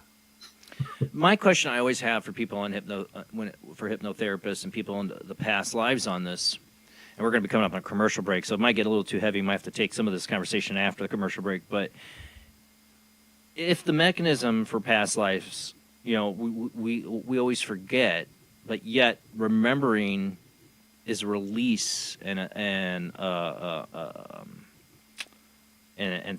therapeutic, then why do we forget? Well, yeah. I mean, that's the reincarnational thing. This is an esoteric issue. Who truly knows? And I can never answer that. I've been asked that a few times. Why do we forget these things? Because surely it would be better for us to remember. I'm really not sure. It's something to do with the way that our soul grows over many lifetimes. And we've just got to do our best to, I mean, it may be that to live each life with full knowledge of what's gone before in all of our previous lifetimes would be just too much. We would be over. You wouldn't be able to let go. You don't get a fresh start. You won't be able to make a cup of tea in the morning because there'll be all these past lives in your head, right in your face. Like the guy, is like shaking his chair because they're shooting his children. If you're going to get a fresh start, you got to let go of that for a while to get a fresh start, to start anew. And maybe just birth itself is very traumatic, just as traumatic as death. Birth is. And that's why we forget. I mean, you're taking all that knowledge, and there's a little tiny cell that's great, and then a brain and all that. Is it going to fit all that memories into that little tiny brain that's developing? Probably not. And I have a lot of psychics and mediums that point out that the soul doesn't fully integrate into a child right at birth or before even in the womb. That it could be 2 or 3 years old before the soul totally settles in. Yes. Generally speaking, for most people, my experience, because we do a lot of rebirthing in therapy as well, a lot of regression work, is to release birth trauma from this lifetime and sometimes past lives. But generally speaking, my experience is that for most of us, the soul actually comes into the fetus by the 6th month in the womb, for most of us. Sometimes it can be after that. Occasionally, it is just after birth that the soul comes into the womb, and very occasionally, months or even 1 or 2 years later. But for the vast majority of people, by the time we are born, the soul is in the fetus, and therefore we are then a feeling, conscious entity. And that can be why being in the womb can also be traumatic. We're conscious of that. I had one you're suddenly exposed to all this input as soon as you come out of the womb. Now you got sensory and all this stuff overload happening, and no wonder you forget stuff. Forget stuff, yeah. And also in the womb, I had a gentleman with severe anxiety came to me years ago with, again, severe anxiety. And in regression, he went into the fetal position in regression and started to shake and cry and scream. He was reliving his father while he was in the womb, punching his mother in the stomach in order to try to abort him because the father didn't want the child. And of course, he's a defenseless little baby in the womb as somebody's trying to kill him. That was so traumatic. And again, he was rolling around and writhing and crying. Say that again. There's another point I make on the show quite often when we talk about past lives. Like Liam said, he chose us, but that's the hard pill for people to swallow a lot of times when they come past life, is these interpersonal relationships, the soul groups with people that I chose my parents, and my parents were pretty crappy. For some people, I chose great parents. Not my dad. My biological dad took off, didn't give a crap, but I chose a great mom and a stepdad. That's my dad, really. He's really my dad. And my mom, happy Mother's Day. I couldn't ask for a better mother. So I'm lucky. Very lucky, great grandparents, mom, great family. I'm very, very blessed, very blessed. But a lot of people aren't. And that's a hard pill for them to swallow, that I chose this life. I chose this beginning with this jerk to try to kill me in the womb. That's a hard pill for people to swallow, to understand. It is. And yet what happens, of course, when we do relive the past lives where we've been around people who are trying to hurt us now, first of all, we release the trauma. And so our energy field calms down. So we become much less reactive around those people, just quite naturally. Whereas before we'd be triggered by them, now we become much less reactive. Secondly, the energies tend to change then with that person. So it's as if we're diffusing the energy. So very often, the life now with that person softens. It becomes less triggering and less difficult for them. And sometimes it actually is an amazing healing. between the people. They can just start to live lives more normally without the antagonism that has gone on throughout the course of their lives. So reliving past life relationships is fantastically effective for putting relationships right now. Yeah, I mean, but like I said, that's a hard pill for people to swallow. Again, other weird kind of way the relationships work out. Chris Lee and his wife Debbie Anderson, who's a renowned medium, they've done the whole past life regression. He's into it, and they're total believers, and they're fine with this. They say their past lives, he was her father and she was his daughter in a past life. Now they're a married couple. That's a hard concept for people to pull in their mind. That seems so inappropriate or whatever, but you don't understand how the universe works or how these things work. It's so much bigger than our cultural concepts. Yeah, very much so. Very much so. So, and of course, the other thing is, love at first sight. When you just know somebody, when you just have that, I just know this person, you've been with them in past lifetimes, and you've been with them in past lifetimes in close relationships where there's probably been quite a lot of love. Well, I knew I wanted to marry my wife the first date we had. I'm not being cheesy. I knew it our first date. We got to go to commercial break, and we are going to open up the phone lines. So, Mary Kay, you said I was 2 years old and I had dreams about a possible life in Italy. I'd love to hear about it. We're going to open up the phone lines under fire. Yes, come talk about us with soul groups. You got a question about soul groups, call in, or we'll get your chat too. But forget too, guys, if you're a YouTube channel member, I do try to prioritize your comments. If you're a YouTube channel member, it shows me here, and I will try to make sure your comments are put up for everybody to see. You can subscribe to YouTube or be a Patreon as well. And I try to check my Patreon. I'm sometimes bad about it, but to see if any messages come through Patreon for Patreon members. But we're going to go to commercial break with our guest tonight, Steve Burgess. We're going to talk about his new book, Adventures of a Hypnotherapist. Was I Under? When we come back from the short commercial break.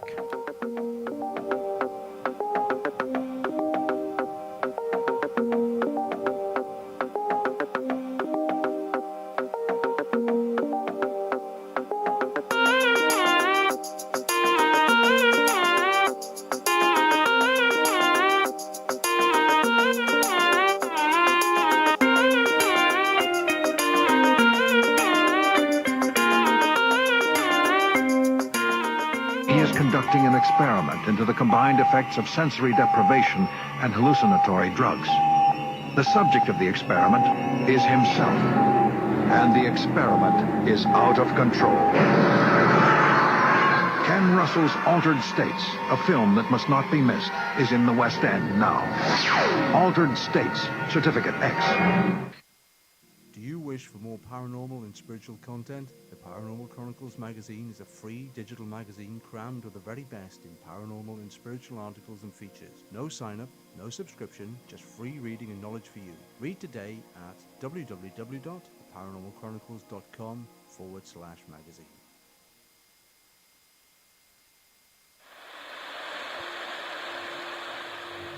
Join us every Wednesday night at midnight Eastern Standard Time for Weird Wednesday, the live stream, with your hosts Jamie, the Living Dead Girl, and Rob, the Phantom, where we'll talk about all things paranormal, including zodiac, astrology, tarot card and oracle card readings, live ghost boxing and spirit communication, where we'll do Voices from Beyond, the Cold Case Files. So we hope you join us live on Facebook and YouTube every Wednesday night at midnight Eastern Standard Time. We hope to see you there. Bye-bye.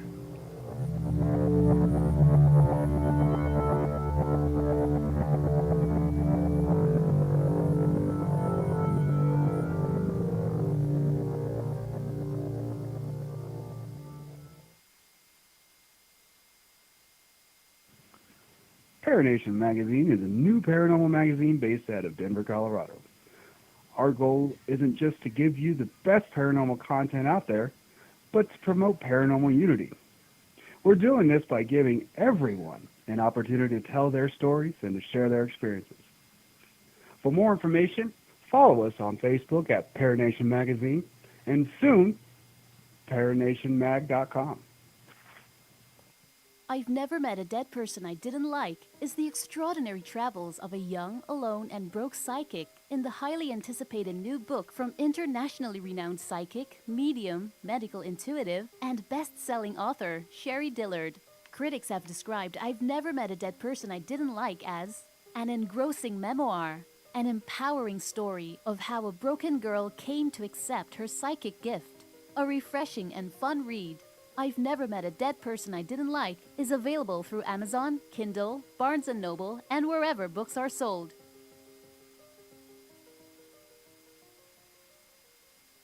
Wrote Spirits of the Dead with a pen dipped in warm blood. You will see the ultimate in terror with this important all-star cast. Brigitte Bardot, Alain Delon, Jane Fonda, Terence Stamp, and Peter Fonda in Edgar Allan Poe's Spirits of the Dead. Only Poe's demented genius could bring to the screen such horror and evil. Spirits of the Dead stars Brigitte Bardot, Alain Delon, Jane Fonda, Terence Stamp, and Peter Fonda.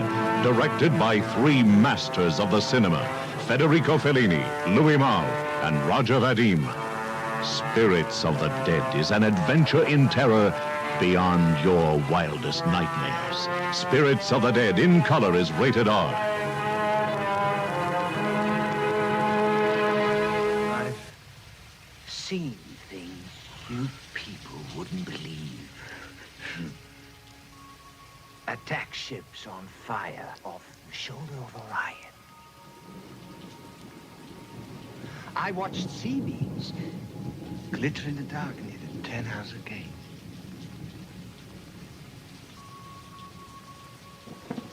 All those moments will be lost in time. Like tears in rain. Time to die.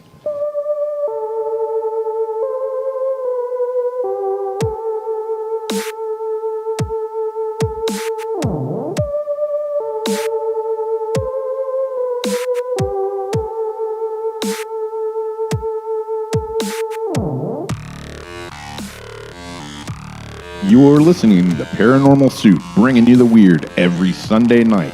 Call into the show and join the discussion. The call-in lines are 219-230-4444 or 260-225-9419 or by Skype caller ID OOJBland00 or JBland Paranormal Soup. And now to your host, Jason Bland. Tonight's guest is Steve Burgess. We're talking about his newest book, Adventures of a Hypnotherapist. Was I Under? We're talking about past life regression. Have you ever had it done or had a dreams like I have of a past life? Do you believe in past lives? I am. There's a lot of things I question in reality and spirituality. I'm very open. But past lives is not something I really question. I've had two vivid experiences that really make me feel it's true, and then what I've gone through my journey with my 9-year-old son, Liam, has convinced me it is the reality of our lives, our spiritual life, that we've lived before and we will live again. Do you believe? Have an open mind. If you don't, that's fine. But I am a believer, and you had these experiences. Call into the show, join the discussion. Let me make sure the phone lines are now open. I only have one kind of phone line system, but different phone line ways to call in. So if you call in and I hang up on you, just try calling when the next caller gets off. We got a lot to get to, so let's go ahead and get back to our guests.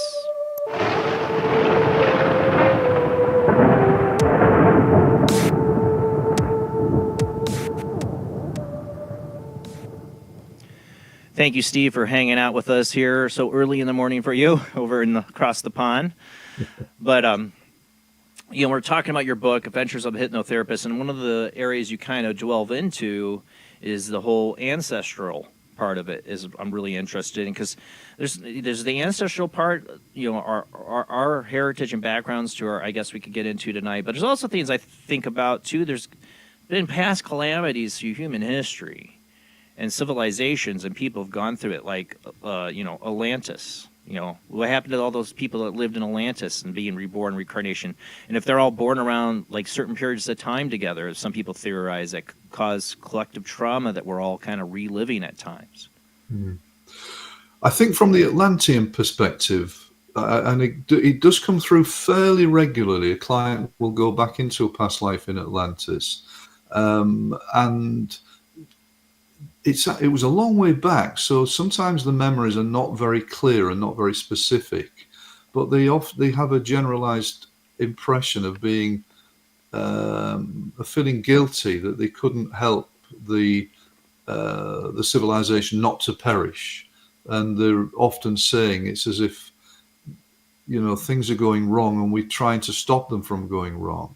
My sense, and we can't do it. It's as if the power and the greed and the manipulation is so strong that sounds familiar.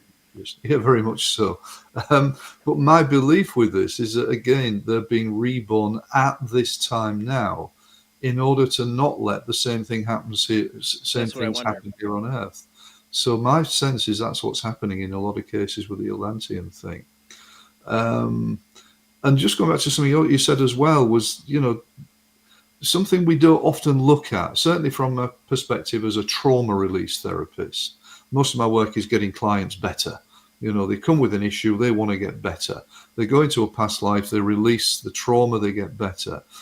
I don't go looking for specific information, but occasionally I get clients who come up with specific details in the past lives. And as with your son, they wouldn't know that information. But when you start looking at the information, everything they say is actually factual. And for me, one of the best ones of this was a client. My first book was called Famous Past Lives, because I've had a few people in past life regressions who appear to have been very famous in previous lifetimes. Now, that rarely happens, and this is the accusation against all of us past life therapists. Everybody's been famous in a past life. They've all been Cleopatra. They've been Henry VIII. No, they haven't. They simply hasn't. 99% of past life sessions, we've been peasants, we've been priests, we've been soldiers, we've been shopkeepers, etc., etc. But very occasionally I get somebody who appears to be very famous. And certainly one of my clients, she relived the past life as Queen Mary in England in the 1500s. She became known as Bloody Mary. And that lady was a housewife from Middle England. She was not interested in history. She'd never read a history book in her life. And in the regressions, the specific details, minor details that she came up with, I had to go searching in history books, and they were all there. Everything she said was true. Now, in my opinion, there is no way on earth that that woman would have known that information unless she was Queen Mary in the past life. More recently, I've been working with a client who appears to have been Alexandra, the wife of Tsar Nicholas II, who died, of course, at the start of the Russian Revolution when the whole family were murdered by the Bolsheviks. Yeah. And again, she was coming up with information from time to time, which she wouldn't have known about. She's never read about Alexandra. But the information was true. And for me, the most important factor in those sessions was the abject misery that Alexandra held inside herself all the way through her life, which doesn't really come over too much in the history books. But from my client's perspective, Alexandra was just depressed, I think, for the whole of her life. And again, she was saying things like later on towards the end of her life, Alexandra is taking drugs and injecting herself with drugs. And again, that is a tiny thing mentioned in one or two of the history books, that she was doing this. Now, my client wouldn't have known that. Yeah. So quite often, Rasputin come up in all that? Yeah, very much so. And the relationship with Rasputin was central to Alexandra's life. And when he died, when he was murdered, when he was killed, she was bereft. She was absolutely bereft. And that was the other thing, because in Alexandra's lifetime, the revolutionaries and the Republicans and the they hated her. Most of the Russian people hated her because she was German, and she wasn't the right person they felt to be the Tsarina. And they constantly were putting around rumors that her and Rasputin were having sex together. Yeah. And this is one of the things they tried to defame her as much as possible. In our session, that never happened. They were just very close friends. And Alexandra Well, he being cured their son. He saved her son. You know. Oh, very much so. He saved the son. And of course, Alexandra then believed in him as a healer. Wouldn't you? If their child was literally nobody's going to save their child. He was on his deathbed, and this guy, I mean, look into Rasputin. I don't know if he was evil, good. I don't know what he was, but there was something that was going on with Rasputin that was very out of this world. Yeah. And obviously, she recognized it. The royals recognized it right away. That's why he got really close with him, and that threatened all the other people around the rest. Very much so. The governments, everybody, they had less influence over Alexandra than Rasputin did. I think he was quite a troubled individual, and but yeah, certainly Alexandra needed him. And when he died, she was bereft, and she was angry with him for dying, you know, because she missed him. He was just such a major part of her life. Well, but anyway, he sure fought a good fight not to die. If you know the story of Rasputin, yeah. He didn't go down without a fight, not at all. All right, we got somebody on the phone line. Let's go ahead and take this call. Who do we got? Hey, this is Under Fire. Hey, Under Fire. Thanks for calling in, bud. Absolutely, no problem. I thought I'd finally call in, you guys, and have a conversation. Yeah. Steve Burgess, I don't know for sure. I think you were on the Art Bell show several years ago. Were you the guy doing the past lives thing with him on his show? No, I don't think so. I've done a few podcasts over the years, but I don't think Art Bell rings a bell. Well, he should ring a bell, but I don't know if you've been on it. I've listened to a lot of Art Bell. I don't think Steve was. I really don't. I'm sorry. No, that's so good. No worries. I was just curious. So many subjects could go in with this. Really glad to have you on. I really want to talk to someone who has gone through quite a few of these, done these past life regressions. It's always good to be balanced with everything. But I definitely absolutely believe we've had past lives. I've done a huge amount of research, and I've had quite a few experiences and stuff myself. So I think I'll probably share one right here. Yeah, go ahead. I've mentioned a bit before to Jason when I was on before, but how should I start it? Let's put it this way. So I had a surgery. I went for a surgery, was put under, and right before I woke up, I saw this black dragon sitting across this dry riverbed across from me, and we were having a high-depth conversation. Then, I went, oh, no, I'm going back. Gave me another look. I woke up back in my body, being able to have a surgery room. That's kind of what began kicking off this. And I've had a bunch of stuff that happened before, but it wasn't necessarily related to a past life thing. I'm trying to just make sure I get everything right here. Maybe I should pull up my notes I have of everything just so I don't lose track. Under Fire, to slow down a little bit with what you're saying. Just go ahead. Yeah, I'm sorry. I have a habit of talking sometimes. I have the same problem. So what I had was really interesting was when I went through some stuff, I encountered some real evil, and that's its own separate conversation, but when I accepted God, Christ, and Holy Spirit, and I began praying, what started was I was in the middle of prayer, and I had this face of a red dragon appear in my mind's eye because I prayed with my eyes closed. And this entity said, I'll get you yet. And that caused some alarm. I finished the prayer, and I did some praying on some things. I had some very strange sensations spiritually myself, which I'll get into a bit. During the conclusion, I realized that spiritually, I'm not who I am physically in body, right? This draconic entity being, that's who I seem to be. That's my true state. And so, okay, if this is the case, and I've done a bunch of research, and a lot of these things are evil. And I go, okay, then why the heck am I not evil? And so I prayed to God, and I was given this vision in my prayer of a past life. It's quite serious, but it was not a good place. But it was the point where I changed, my polarity flipped to good. I don't know if you want to go into the full depth of it. I could explain that if you want. Well, would you like me to? We are on a little bit of a time frame, so the shortened version. Yeah, shortened version. Generally, as one of these beings, it's a very bad place.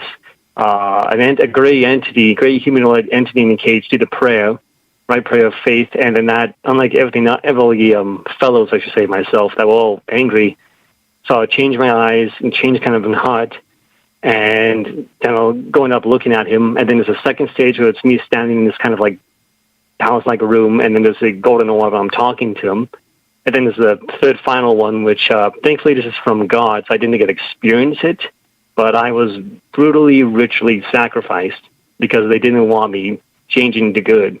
And it was pretty graphic, pretty horrible, but it was a very brief moment vision of it.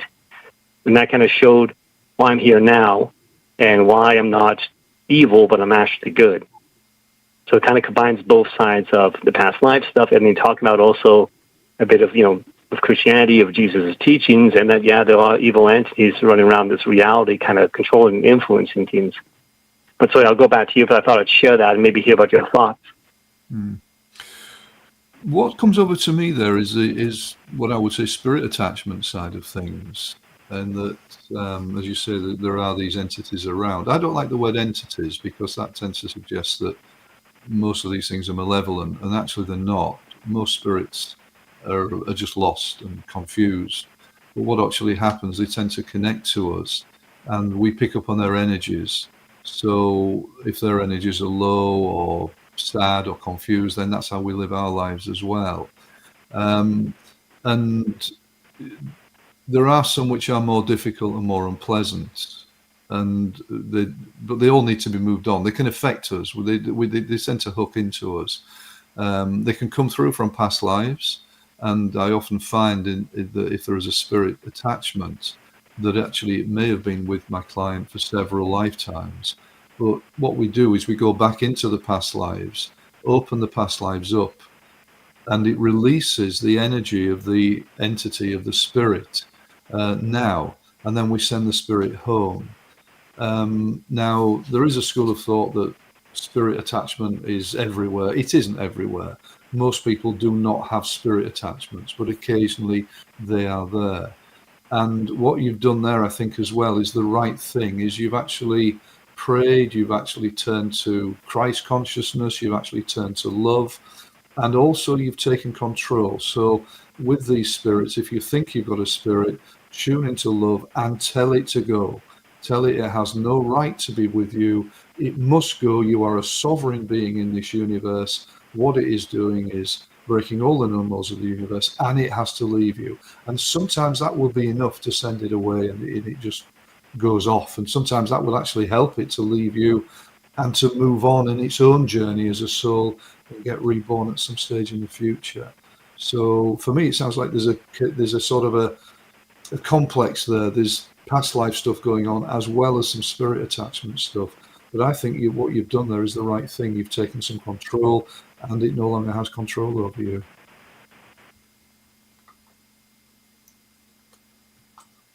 Okay. You there? Well, I know I've had some visitors since then that started. Some stuff was quite angry to me. I've literally had, and I said it before on Jason's show, one of these Draco literally manifest in my basement. This thing is probably about 8 feet tall. Quite the sight, and it fled as soon as I was going to go and rebuke it. One other thing I'd like to say, you talked about the soul groups, and I've kind of come up with a theory of the soul groups. And the thing is, kind of after this, I would have times I pray. This happened 3 times, 22 eyes in total. And again, the number 3 comes from a whole bunch. That's a whole other aspect that Paranormal Roundtable talks about a whole bunch. But when it happened, I see the eye of what I saw as my higher kind of self, which is what I kind of view this black dragon to be. I'm just a part of my higher self, but then I would get these several other eyes, the kind of like dragon reptilian-like, and there's like a flash of X amount of them, and total of 12. 2 separate times in prayer. Last time that I was working, I was on break, kind of tired, closed my eyes, but just to rest. And then I saw 2 eyes again looking at me, and then I, opened my eyes and they were gone. Is there a possibility that, because that's kind of my past life, that's who I am, that is my quote-unquote, if it's the case, soul family? And of course, since they're in that state of evil and darkness, still they are so connected to me, but they're quite angry that I'm on the right path. Is there a possibility of that? That's a heck of a question. Yes, there's a possibility. There has to be a possibility. My sense, I'll be honest, is that I think you're tuning into something which is not necessarily past life. It may be that you're somebody who is psychic, you're open to sort of tapping into psychic phenomena. It could be even your home or where you live is a portal of these things as well. So my take on this, I would actually suggest that you perhaps find somebody locally who works with spirits, who works with ghosts, to come to your home and maybe do some clearance work, to clear the place, to close down any possible portals. And what that will do is it will calm all the energies down where you're living and give you some resistance, you could say, against possible spirit incursions. What you've said there doesn't honestly sound like past life to me. It sounds like there's some more psychic phenomena rather than past lives going on there. Well, I have thankfully done, I've actually studied about how, Orthodox and several branches of Christianity and some other groups have done cleaning the homes and that. So thankfully I have done that. And I did that especially for this, but also because I used to previous work in the funeral industry. So the sort of stuff that could follow you around. It's very definitely an interesting take. I'm pretty convinced it is connected to past life things. And it's only because there's something like phantom limb syndrome, like stuff I could get into. I won't because I want to get on to your next guest in your show. But there's a lot more to it than I've explained. But I definitely really appreciate your advice, and there's good advice and good ideas, and it's definitely something I'm going to consider. I guess that's all the questions I have for now. I definitely want to let you go on with other guests and continue the show. So I'm glad I could come in quickly, ask a few questions, and then I'll shoot off and head to bed.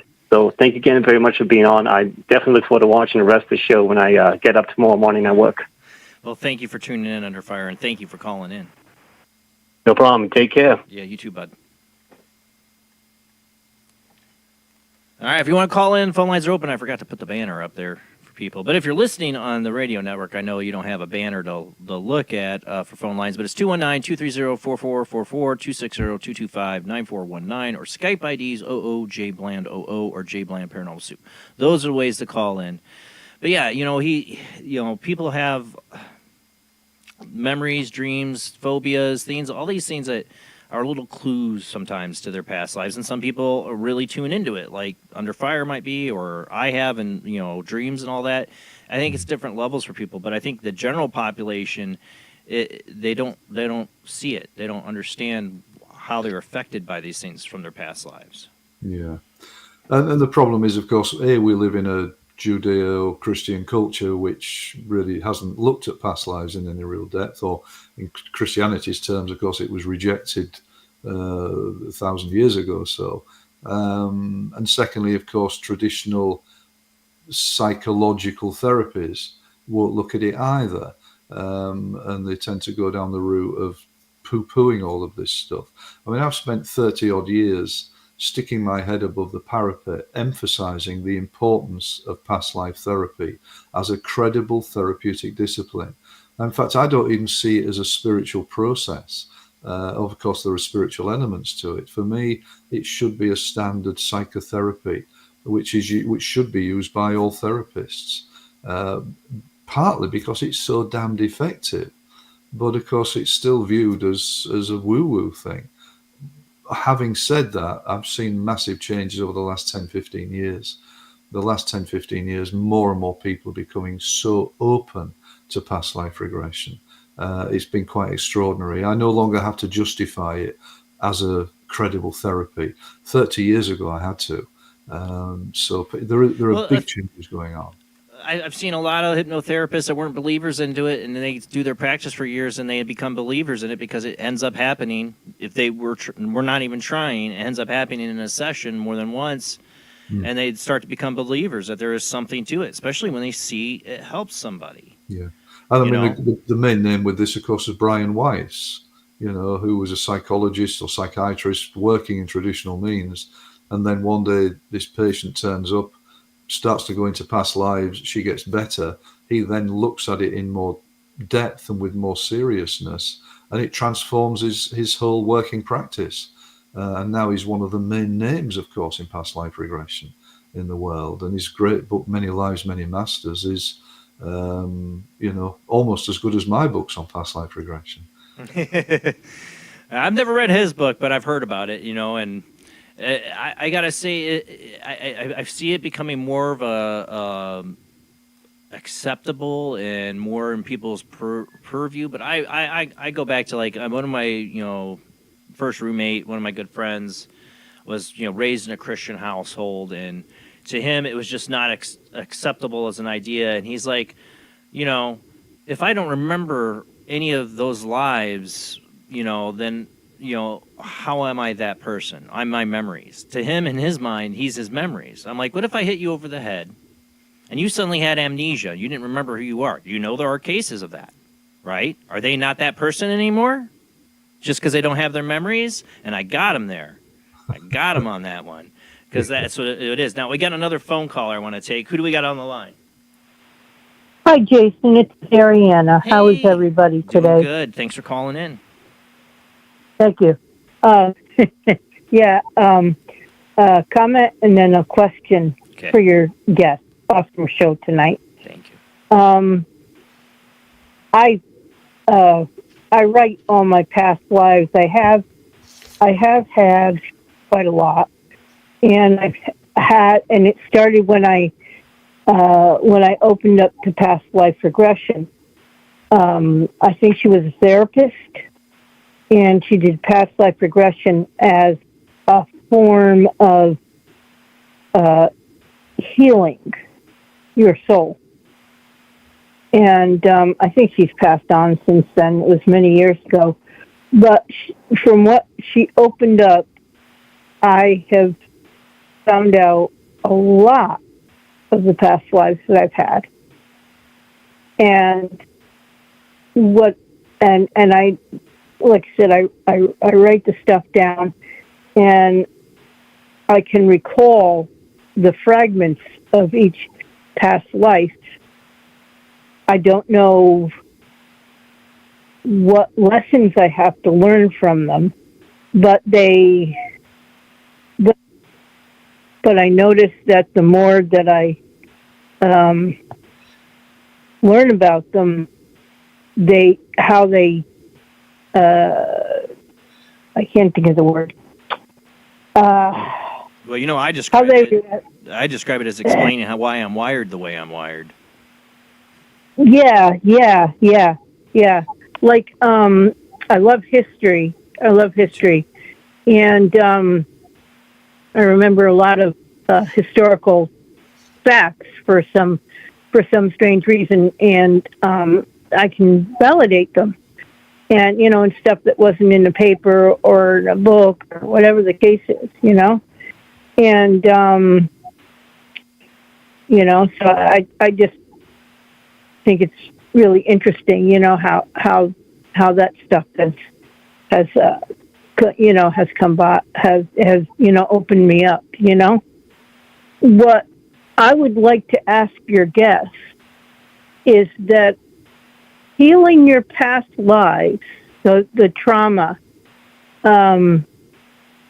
that you had, how you died,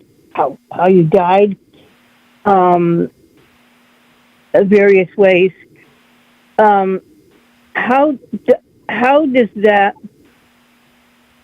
What does that make you in this present life? Maybe I'm not saying it right. I can't think of the right words. It's all right.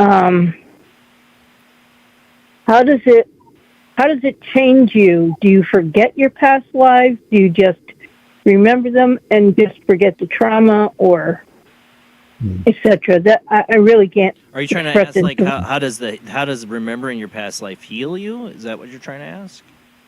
Maybe that. Yeah, because with the trauma of the past lives, as it encompasses my present life, I'm talking for myself, about myself. How does that, what does that make? What would that make me? What would make Okay. So let me explain this. So the concept of regression therapy, the whole concept of regression therapy is that all of our issues as human beings are caused by locked-in feelings and emotions from past traumas. That's the whole concept of regression therapy.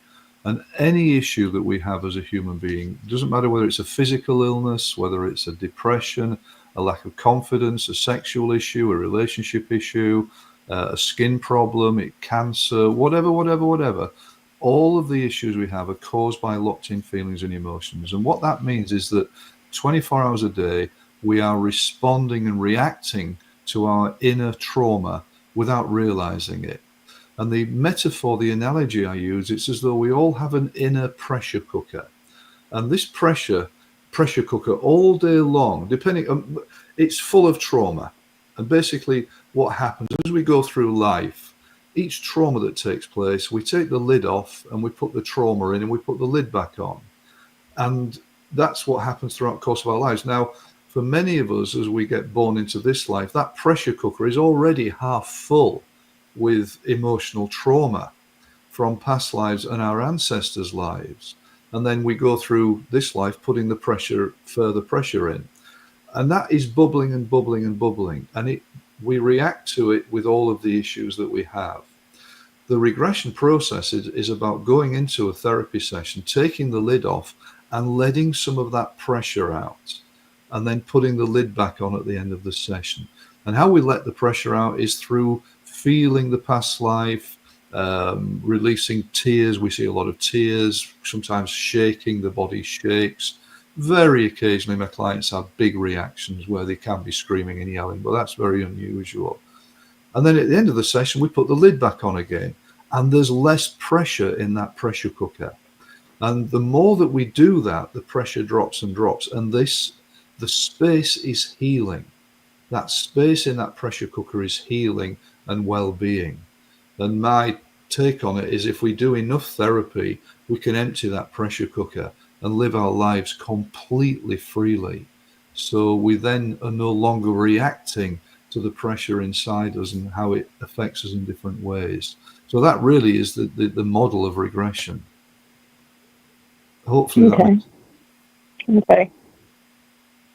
Of course, the other aspect of regression is getting an understanding of why we are like this, or why the situation is. Like I said earlier, in relationships, we suddenly come to realize that's why my mother's never loved me, because I killed her in a past life. Oh, I understand now. And that aha moment means, okay, I've got some understanding. I no longer have to react to the energies that were between us before, and the energies calm down. So it's extraordinarily powerful. I feel that regression therapy is the most powerful therapy there is available on earth. And there are many great therapies around, but I think regression is the number one therapy. Well, opening up that kind of understanding between somebody in their interpersonal relationship can also open up a doorway for forgiveness, which is powerful. Yeah. I totally agree. Yeah. The few times that I've done past life regression, whatever I see, it's very emotional, and I'm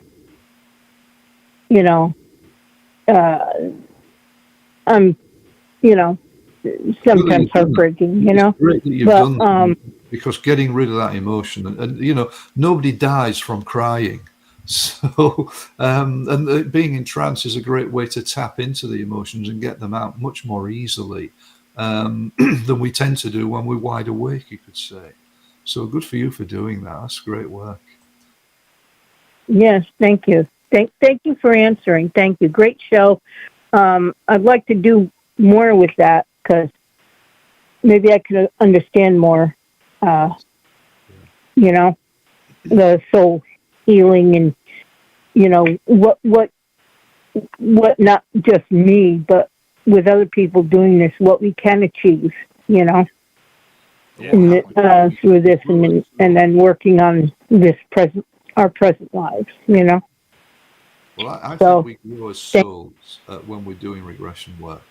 And one of the other nice side effects, by going through quite a few deaths in past lives, we tend to lose a fear of dying in this lifetime. Well, that's what I was going to mention, yeah. Yeah, we really do. Zuriana, thank you for calling in. Thank you. Everybody have a blessed night. Thank you. Bye-bye. Well, as I was going to say is, one of the realizations is very similar to somebody who has a near-death experience, is that you're connecting two lives there, that in this life and in the past life, in those scenarios, in your perspective is that you're going to die and then everything ends. But when you connect those two lives and realize I'm here and I was there, I go on. Yes. And it's a way to let go of that trauma in that life, because you're still here. You're still kicking. When we realize that we are eternal, we realize we're Right. eternal, and then it changes the whole concept of how we live our lives. And it makes sense of life. It makes life easier to live, because we don't die, because we are eternal. We're just moving from one life, one body to another over many lifetimes. And you get a sense of acceptance very often about things as well. I'm just wondering, Jason, can I share, because we're talking a bit about relationships on the show, can I share with you one of the things in the book, Yes. which is one of the chapters about relationships, which are connected to past lives? Because this, to some degree, it's a lady in Norway. The name I give her in the book is Silja. She'd had quite a lot of trauma in this lifetime, but she was having a lot of problems in her marriage, a lot of difficulties in her marriage. The husband was the typical male.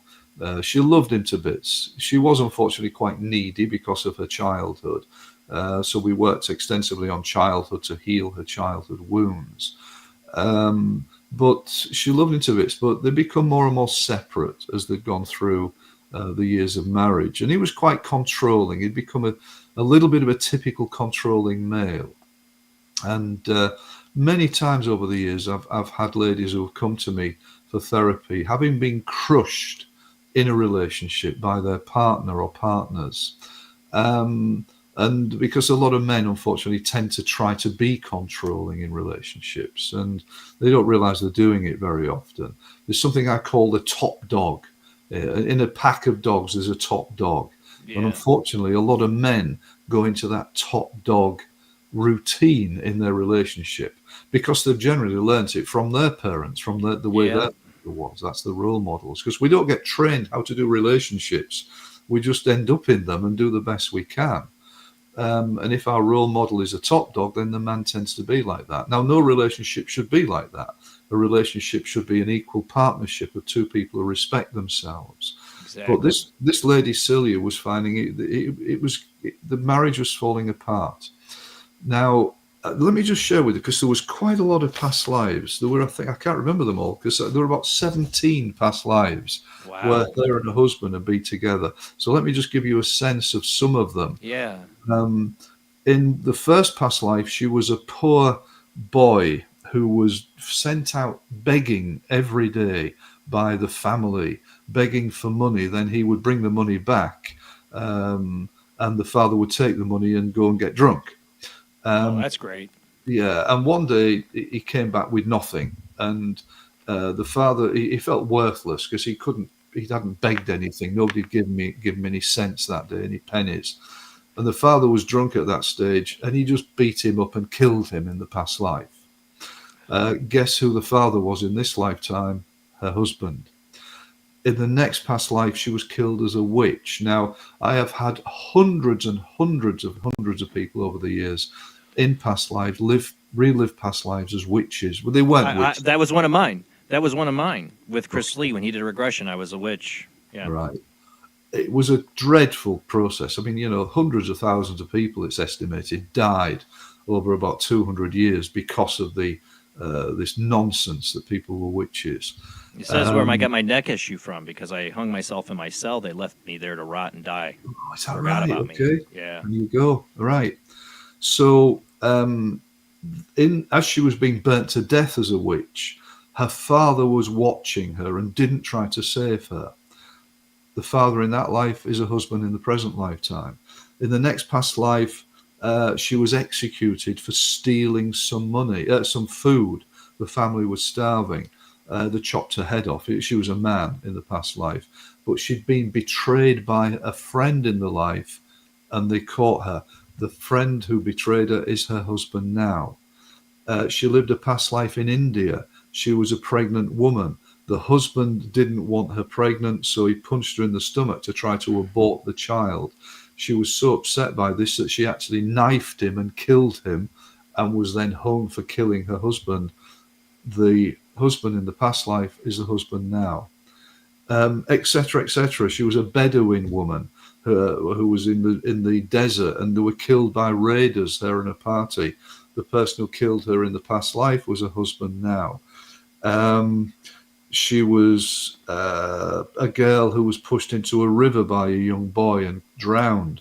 The boy was her husband now, etc., etc. 17 past lives where they were together. And of course, we're releasing the traumas. Now, what actually happened as a result of this? When we work in relationship with past lives, what tends to happen more often than not, is the people grow together more, because it settles down the energies between them. And so a lot of the antagonism is released, and their energies in the relationship start to flow more freely, and they become more connected. That happens generally. In her case, that wasn't meant to happen. What actually happens is that she got stronger and stronger and stronger, and became strong enough to start to stand on her own feet in the relationship. And the husband didn't like that. Now, she couldn't talk to him about the past lives because he wasn't interested. But she got so strong that eventually, when the marriage really started to fall apart, she was strong enough to accept that that was happening and stand up and say, okay, I'm in my own power now as a woman. We need to get divorced. This is what's going to happen. And the divorce went through very smoothly. So without those therapy sessions, she would have been wrecked, absolutely traumatized by the divorce. Yeah. But we released all that energy, and she stood in her own power as a woman and was able to say, okay, the divorce is correct. And actually, the divorce became sticky because then the husband didn't want to let go of her because he realized he was losing his power over her. But she was able to stand up to him and go through the divorce. A few years later, she's now in a wonderful relationship with the right man who she loves deeply, and she's even had a child to this man. So she needed to get out that relationship. I mean, my role wasn't to get her out the relationship. It was to heal her, and that actually happened. Now, my question is, do you think when she moves on to the next life, does she go through anything with that same person again? That's a really good question. And the chances are we've released that karma. The chances are that we've actually released that karma, so that soul that was the husband in this life will be more able just to be around her in future lives in a general way, in a loving way. So yes, it could be that we've actually healed all that the karmic instability between them. You would hope so. After 17 lives of that bull crap, that they would, this would be it. They got married, they figured it all out. They're not meant to be together, divorced, and we're done doing past lives together. Yeah. Or he comes back as this time as a son or a child or something different, like Exactly. a different kind of way to work the relationship now. Yes. Where she now has the power to, over them to raise them to be better. Yes, very much so. So this theme for me of most therapy clients are female. So I would say that 75% of my clients are female. I'm not surprised by that. So often, because us men, we don't accept we've got issues. We're all up our own asses. Nothing wrong with me. I'm a tight ass, Mm-hmm. Everybody else. Don't cry. Exactly. And yet, it's men that want to be controlling all the time because we're being triggered by our stuff, our emotional stuff all the time. So women are much more open when it comes to having therapy.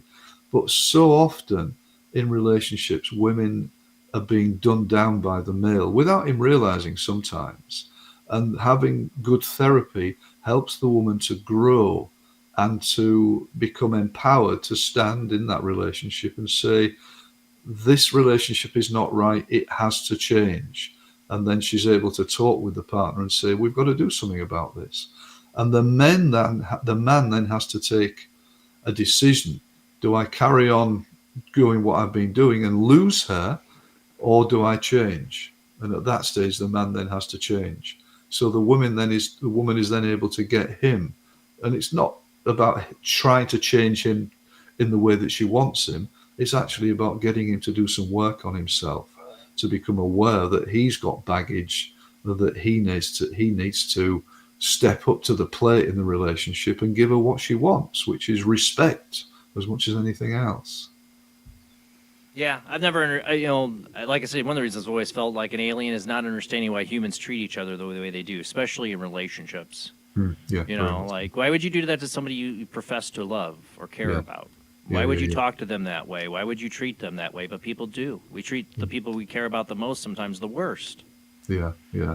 Dustin Hoffman, the actor, he was interviewed on an English chat show some years ago, and the chat show host said to him, said, Dustin, you've been married to the same woman for 25 years or whatever. In Hollywood, that's unusual. What do you put down as the secret to a good marriage? And Dustin Hoffman just very quietly said, I realized a long time ago that all men are controlling pricks. When you let the woman run the relationship, it just makes things so much easy. Well, people are like, I've been married 21 years to my wife, and people are like, my wife's a very,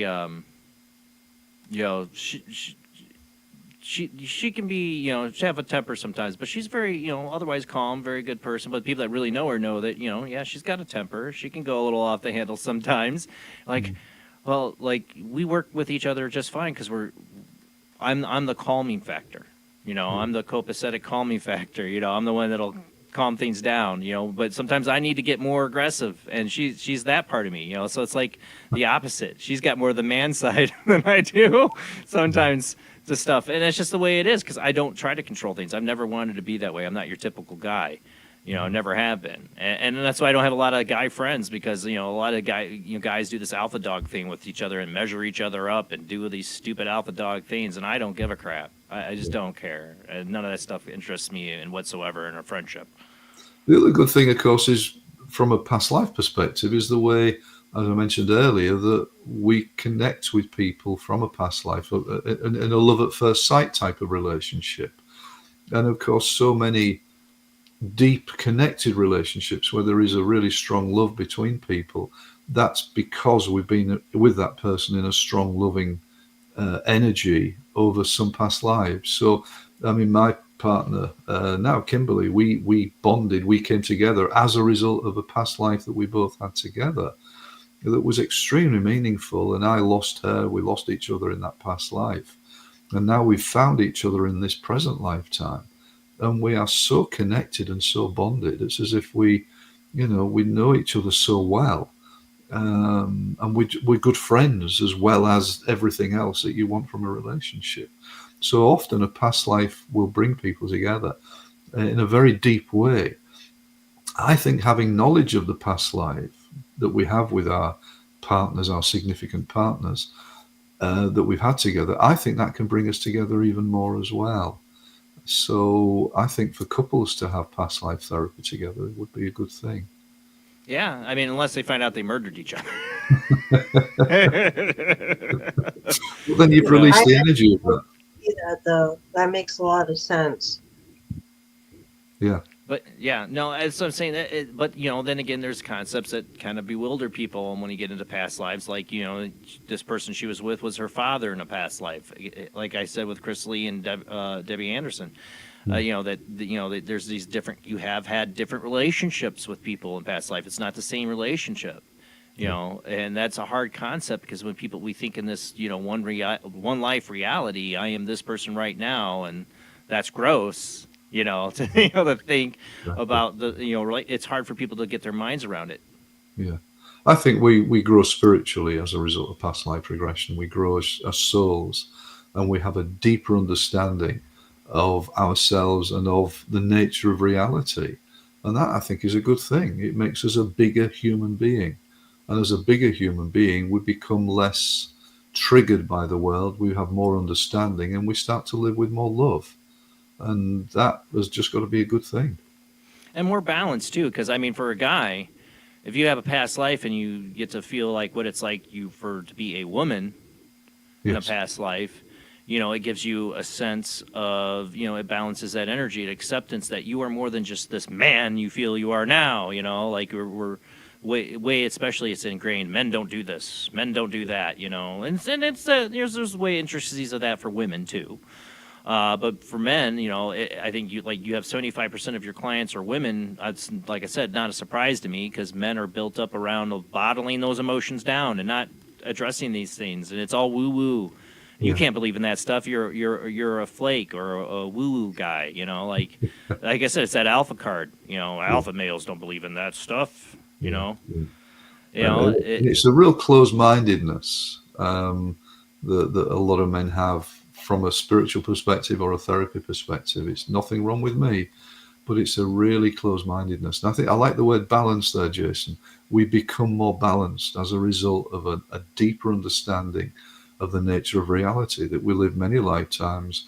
We're playing roles over many lifetimes. We change sex, we change relationships. But as a result of that deeper understanding, I think we become better people. You're right. That's what I'm saying. We can live with more compassion.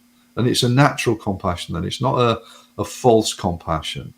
We just naturally learn to love. We become more loving as a result of this work. Well, it makes you understand or live in the concept of what I try to teach my sons all the time.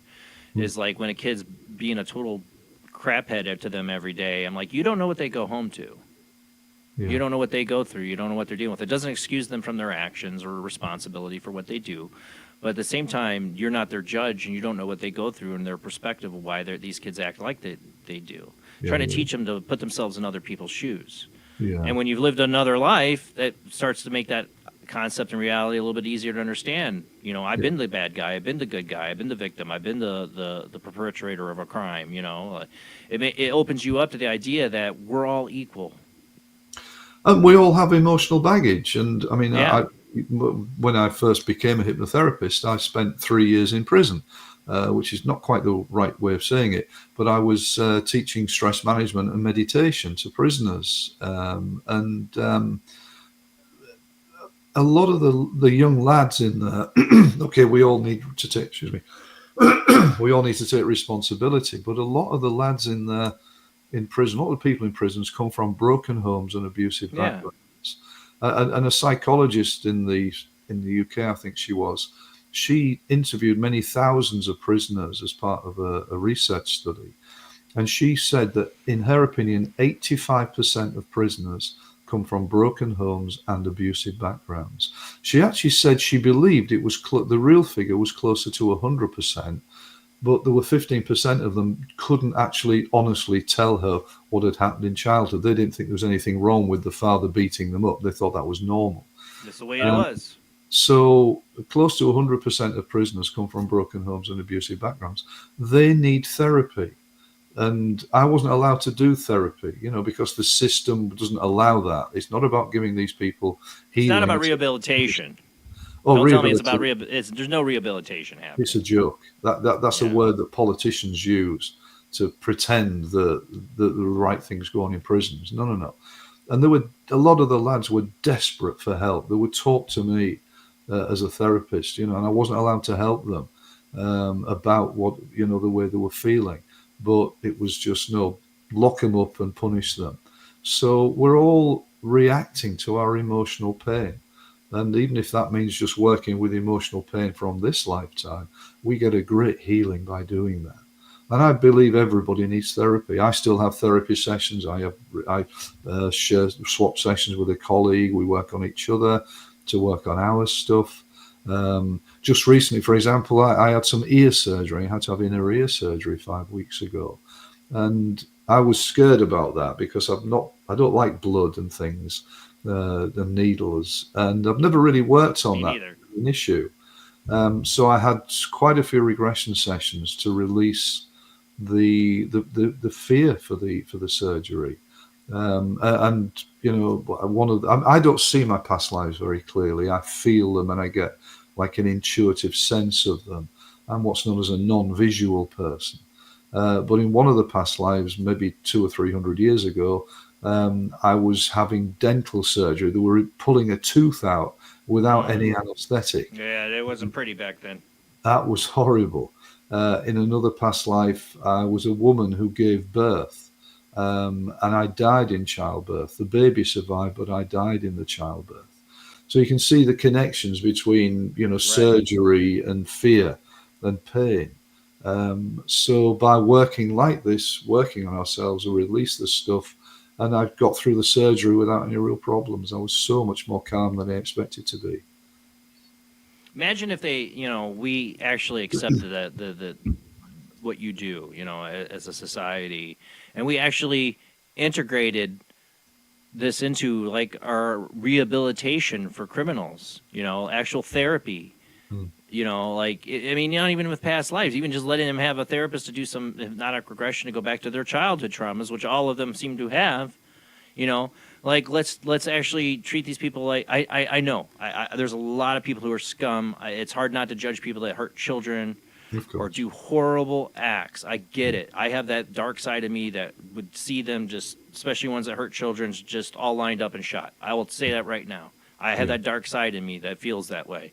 And I know it ain't right, but it is the dark side of me. You hurt a child, I don't care what happens to you. But in the sense of what I know is best for society and best for the human race and spiritually, is that we got to show compassion all above, and give therapy and rehabilitation in these places. And I know some people might be beyond help. Lots of people might be, but we're not even trying.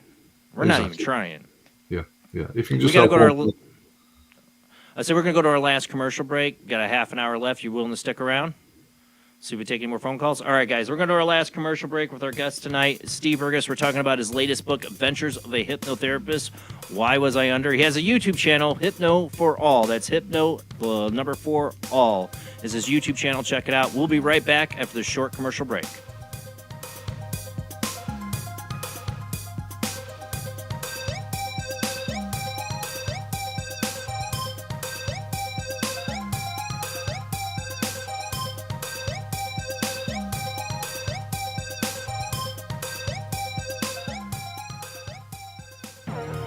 Intercepted the transmission of unknown origin. Transmission? Out here? SOS. Human. Unknown. Alien. Certificate X. Exclusive engagement at the Odeon Leicester Square. Now. Any systematized transmission indicating a possible intelligent origin must be investigated. I will hear it. In space, no one can hear you scream.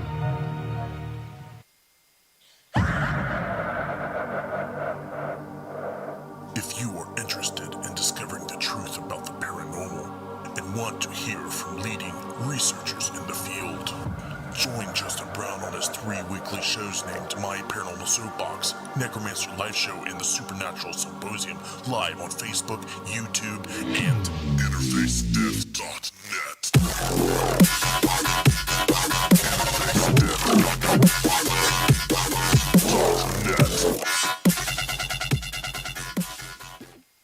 This is an APAC studio presentation. Hi, I'm Barry, owner-operator of Barry's Barometer Barn. Lately, I bet you've been lying awake at night asking yourself, how many barometers do I really need? Well, at Barry's Barometer Barn, we think you need more than one. Otherwise, we're gonna go out of business. Remember, at Barry's Barometer Barn, we don't know the meaning of high-pressure sales. Come on, folks, buy another barometer. I'm trying to put my kids through college, I've got a family to support, and a secret mistress who isn't cheap. Visit Barry's Barometer Barn, 000 Storm Drive. Come on, folks, buy a barometer. I'm Barry's older brother, Larry, and every time one of you people walk past the store without coming in, Barry beats me.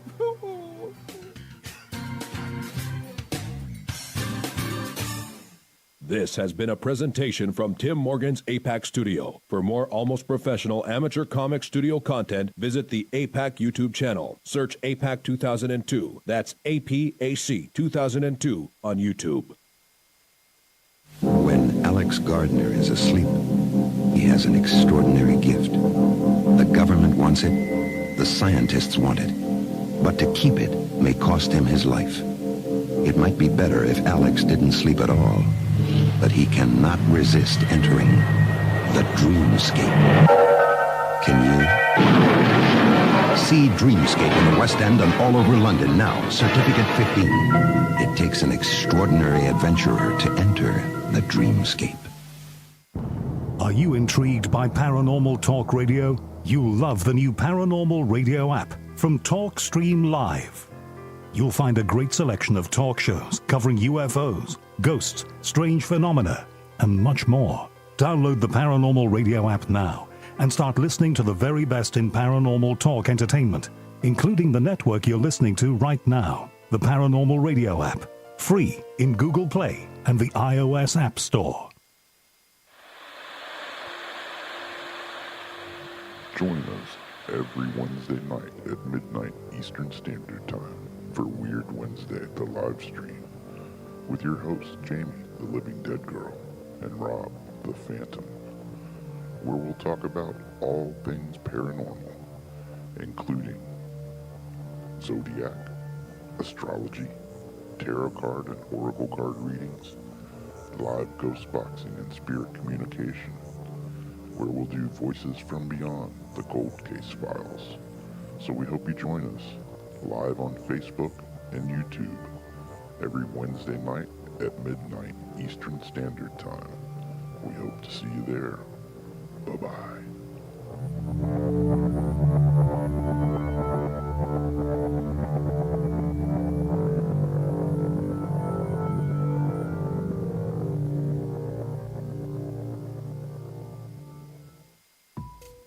Since 1948, Fate magazine has brought you reports of the strange and unknown, all of them true. Fate Radio is carrying on that tradition, bringing you the unusual, macabre, strange, and bizarre. Join host Kat Hopsey Sunday nights from 8 to 10 p.m. Eastern on WBHM Digital Broadcasting.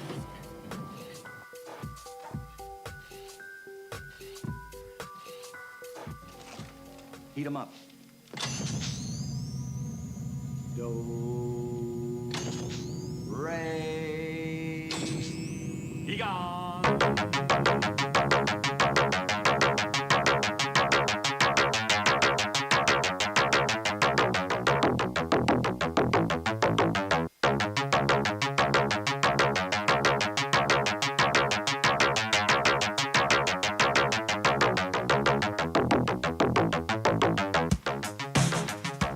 You're listening to Paranormal Soup, bringing you the weird every Sunday night. Call into the show and join the discussion. The call-in lines are 219-230-4444 or 260-225-9419 or by Skype caller ID OOJBland00 or JBland Paranormal Soup. And now to your host, Jason Bland.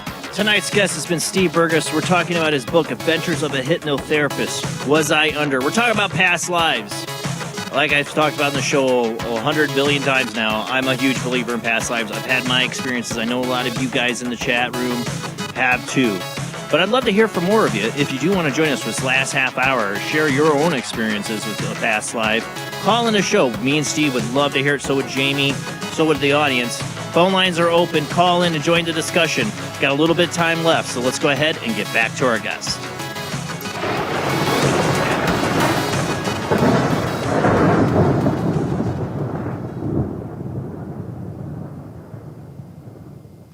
There again, my mouse going nuts on me. I can barely get it to work. There we go. Probably need new batteries. Thank you for hanging in there with us. Jamie caught a big question on there. What do we got? What's it say? I taught in a young offenders center in Barnard Castle and found almost every inmate extremely damaged and non-functioning. Can you ask Steve if there are any structures he would recommend to society in order to help these young men? I found most hadn't received any education, so inducing it there wouldn't really work. Okay. The first thing I think is that therapeutically, they need to accept that they've got issues. So perhaps the first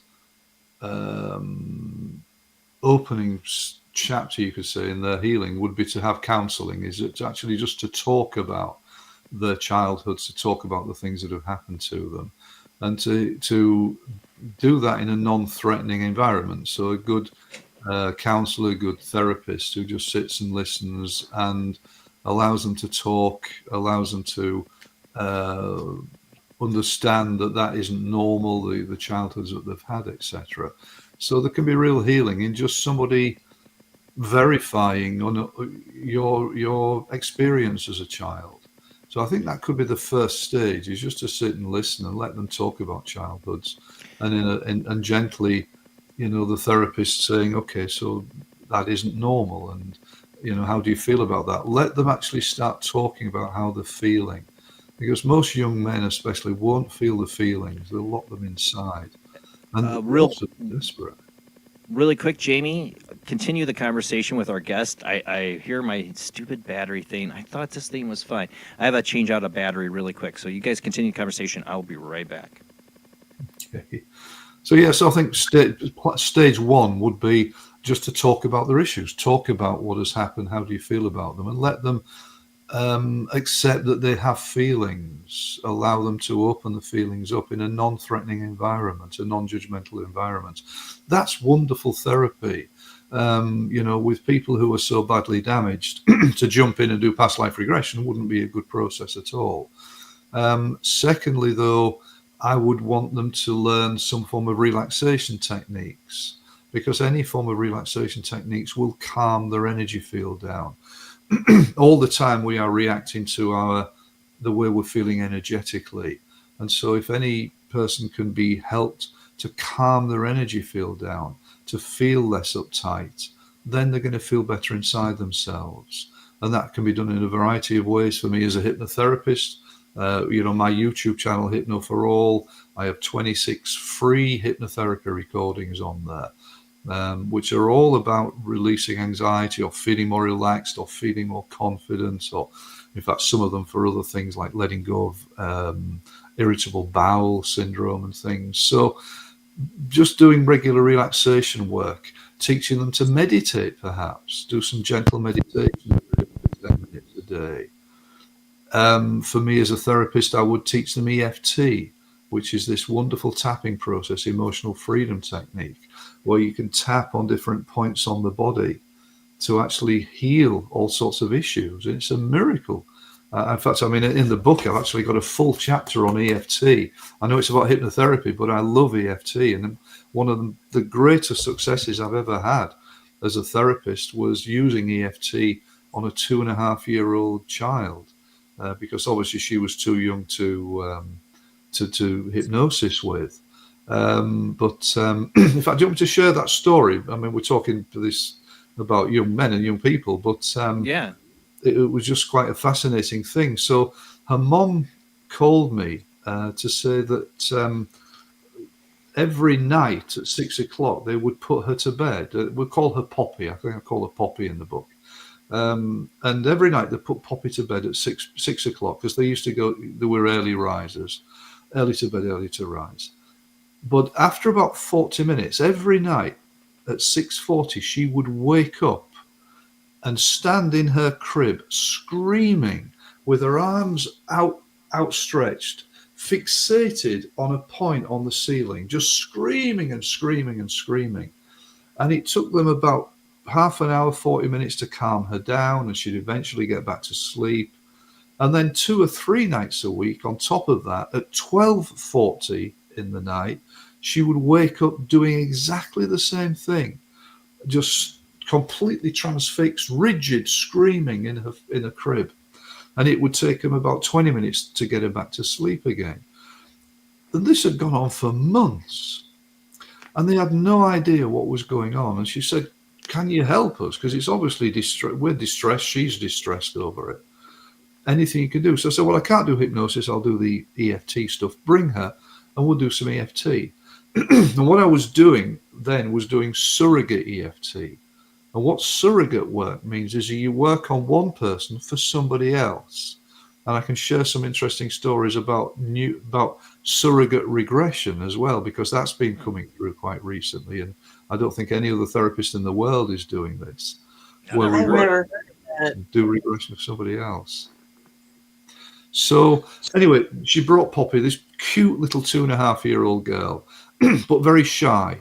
And so throughout the interview and the session, the girl was just sitting in Mummy's lap with her head in Mummy's shoulder. Occasionally she'd look up at me and then put her head down. And I asked Mum, has there been any trauma in Poppy's life? She said, no, we have a lovely relationship. Me and my husband never argue. We're very close. I said, what was Poppy's birth like? Was there any birth trauma? She said, well, probably not really. So then I just started to do some tapping on Mum.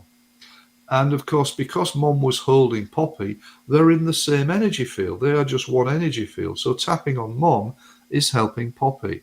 And I just did a lot of tapping on Mum for about half an hour. At one point, Mum became emotional and released some emotion, which was interesting. And at one point, I tapped on Mum and talked about Poppy's birth and maybe there's some birth trauma. Every now and again, I just quickly tap on Poppy for a few seconds and then I go back to Mummy. And we did about 30 minutes, 40 minutes of tapping. And said, okay, well, let's see how you go now. And then, come back in a few weeks. So a few weeks later, and as Poppy went, she looked at me, with curious eyes as she was leaving my office. 3 weeks later, they came back for a second session. And Mum said, it has been like a miracle. We have not had one episode in the last 3 weeks. She said, it's just, she's a different girl. She said, but more than that, her nursery workers are saying to us, what have you done to her? She's very different. Whereas before, she would be very separate. She wouldn't interact with the other children. Now, she's playing with all the other kids. She's very confident. What have you done with her? And Mum actually said, even her hair is growing better than it used to do. Oh, wow. And so she said we had one minor episode that lasted for about 20 seconds one night. She was back to sleep again. So this time, and Mum said, she said, I've been telling Poppy that we're going to come back again and see you and do some, you'll see her again. And she said this morning when she woke up, she came through and she said, Mummy, am I going to see my friend Stephen again this evening? So we did a bit more tapping, and maybe 3-4 months later, and as they left after that second tapping session, little Poppy gave me a little bit of a wave, very shyly. 3 or 4 months later, I walked into my office, 9 a.m. in the morning. There's an answer phone message, and it was Mum. And she said, she left the message, it was from the night before. She says, Steve, I just wanted to know, it's 7 o'clock in an evening. Me and my husband are sitting down for a lovely meal with a nice bottle of wine. Poppy is completely well. There's been not a single episode since we saw you. And we just wanted to say thank you. What you did has just been a miracle for us. So EFT is a remarkable therapy. So going back to this lady's question about, young people, doing a bit of gentle EFT, teaching them some EFT, because it can self-empower them. These, for me, would be ways forward in terms of helping young boys, young men who are very severely damaged, who are in institutions.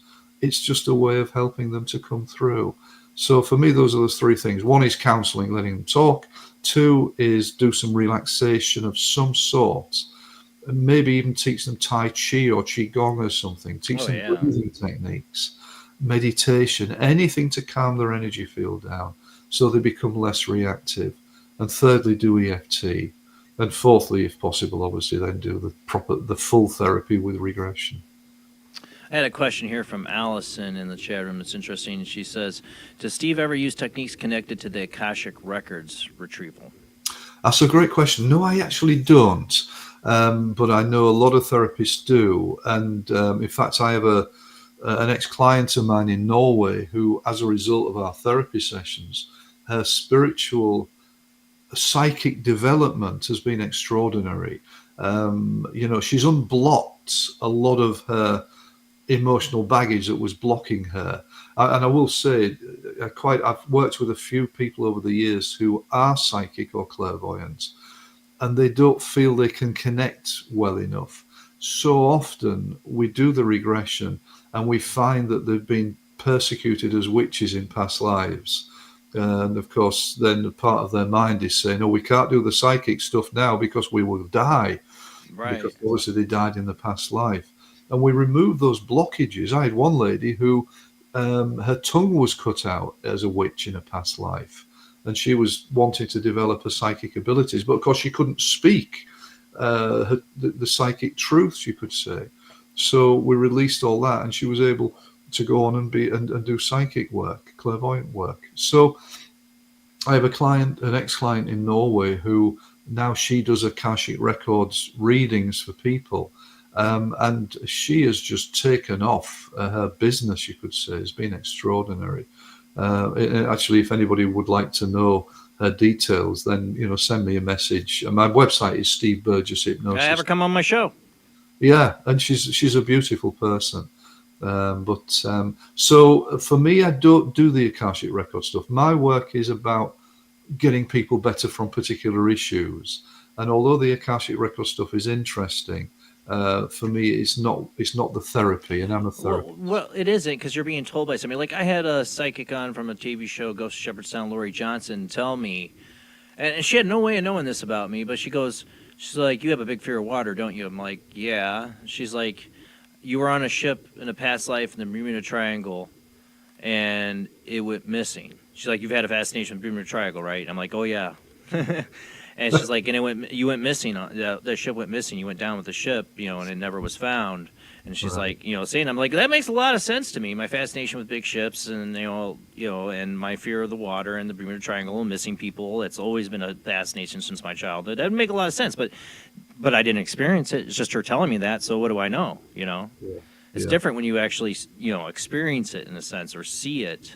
Yeah, very much so. There's a real depth to experiencing it, and talking about the water thing on my YouTube channel, Hypno for All. There are 2 past life videos of 2 past life sessions that I've done with one of my team members, Phil. Now, Phil, she had a phobia of deep, dark water. And so we filmed 2 sessions where I regressed her. And in the first session, she went back into a past life where she was a young woman who was raped and then stabbed to death, and then drowned by a man in probably medieval times or something like that. She was in a forest somewhere, and this man had been watching her for some time and raped her, stabbed her to stop her from speaking out, and drowned her in the water. So, of course, there's the obvious connection between water and death. The subconscious in this life is saying water equals death. Right. So there are 2 sessions we've done on there. If people want to watch how I do the regressions, where I have a technique I use where I ask the subconscious, my clients, the subconscious, to take control of a hand or a finger, and it just gives me yes, no answers. Then I'm just asking the subconscious. The finger will move to say yes, or it will stay still to say. And the person doesn't know they're doing it, right? Well, they can feel it. They're not doing it consciously. They're not doing it consciously, but it happens all by itself. And so I can then tap into and connect very deeply to the subconscious and get very specific answers. So, like Phil came with this fear of deep, dark water. Now she knows the cause of it, because I asked, is there anything in her present lifetime that is causing this phobia? It said yes. Are there any past lives? Yes. How many past lives? 2 past lives. Are there any ancestral traumas? Yes. So we can then get some answers immediately as to where we need to work. And it means the therapy is more laser beam therapy. So then after that point, after you get kind of like that responses from the subconscious, that's really interesting. Then do you kind of like then dive into the past life? Like that's how you can focus in on, okay, now we're going to take you back to that past life kind of deal. Well, I then ask the subconscious where we work. So if there's this life, past life, and ancestral stuff, where do we work? I don't know, but the client's subconscious knows. So I ask them, where do we work today? Should we begin in this lifetime? No. Should we begin in a past lifetime? Yes. And that's when we start moving back into a past life. So the client's subconscious always knows the best process, the best healing process. And I believe we all have a higher self. I believe that my client's subconscious either is the higher self or is intimately connected to the higher self. And so therefore, when we're working in this depth with the subconscious, we are working with the all-knowing, all-wise part of ourselves that knows everything there is to know about us.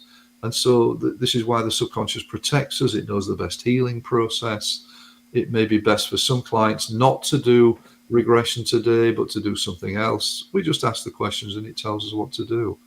And then the subconscious is in control. And that's beautiful because the subconscious is the 99.999% of the mind that we don't overtly use on a day-to-day basis. So I would rather use the engine room of the mind. It reminds me of one of my favorite movies that, probably doesn't depict how the afterlife is, but it's a comedy about it, is Albert Brooks is defending your life. And in it, he has this lawyer angel that's like, he's like, I use, 75% of my brain. How much do you, a human, think you use of your brain? And Albert Brooks is like, I don't know, 30, 50, or, maybe 80%. He's like, 5% if you're lucky. Yeah. Humans, you're silly. You only use about 3 or 5% of your brain. Well, it's even less than that, actually, Jason. Yeah, probably. It's something like 0.01%. So the mind is like an iceberg. The tip of the iceberg above the waves is your conscious thinking mind. So as people are listening to me now, they're analyzing and listening with this. But beneath the waves is the 99.9% of the mind that we don't overtly use on a day-to-day basis. So this is why hypnotherapy is so powerful, because we're using the powerhouse of the mind. And some brain researchers some years ago, how they came up with this information, I don't know, but respected brain researchers said that the conscious mind, the thinking mind, the tip of the iceberg, becomes aware of 50 bits of information every second, 50. So every second, our conscious mind is taking on board 50 pieces of information. Guess how many pieces of information the subconscious mind is taking on board every second? Millions. 11 million. Yeah. So this is why hypnotherapy is so powerful. Why work with this when you can work with this? But of course, the beautiful thing is when we're in trance, we're working with both because we are conscious when we're in a trance experience. How much do you think inner dialogue plays into all this? Because something me and my wife have talked about lately is there was a study done that showed that you have your inner voice, a narrator in your head. That 70% of people have this, but there's like a 30% amount of people that don't. And one of our friends' kids claims he does not have like an inner dialogue. He just thinks and knows. How much does that play into regression and hypnotherapy with people and how their inner dialogue works? That's a good question. I mean, we are reacting and responding to our inner dialogue, as you say, all the time. And of course, so many people have got a negative inner dialogue going on. Right. And where does that come from? It comes from our programming in this life, the way our parents have been with us, especially critical parents. Because, a child who is criticized all the time tends to believe what they are told, and therefore they become programmed in themselves. It's programmed in. And so much of this is from childhood. Yes, some of it must come from past lives, but I think most of that inner dialogue is from childhood. Yeah, me too. I really do. And therefore, how do we change that? We become aware of it. We become aware that we've got this inner critic. If we can become aware of who the inner critic truly is, because it's not us, it's usually one of our significant others from childhood or more than one. There's a great, Alan Watts or somebody does a great speech on this, about the inner voice and how it, is like it's a survival mechanism of your subconscious. It protects you, but it's also can hinder you. There's, and understanding that you're not that inner voice. I think that's the big part of people sometimes is that realization is that inner voice, that dialogue isn't you. The memories, that's not who you really are at your core. Yes, yeah. Yeah, and it's a question. That's the first stage, is understanding. Have that understanding that negative inner voice is not me. But then, as a therapist, of course, I'm all about change, helping people to change. So, how do you change that? The first stage is understanding. The second stage is doing one's best to question the negative programming, doing one's best to start giving oneself positive affirmations and reprogramming as best we can. because eventually that becomes the norm. So for most of us, our default position is what we've been programmed with from childhood. But let's create a new default position.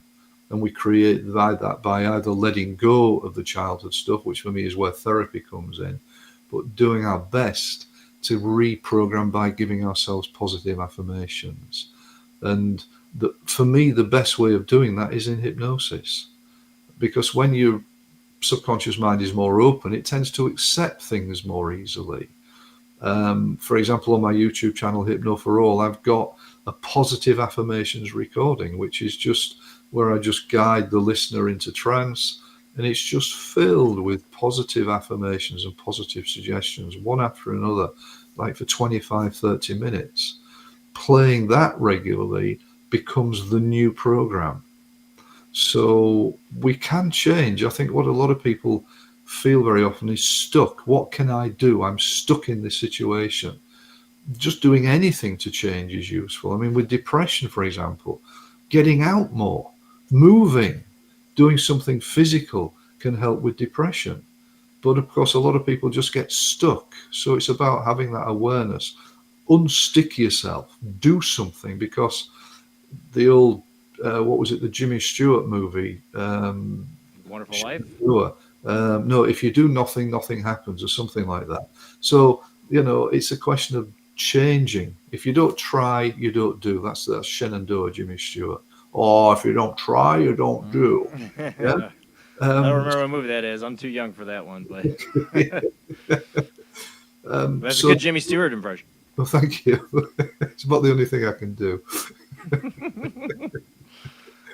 But yeah, I mean, I think my biggest thing with, I've said it on the show a billion times. If everybody, how the world would change if everybody fell asleep tonight and woke up the next day from a dream that showed them what it's like to have been another person, lived another life.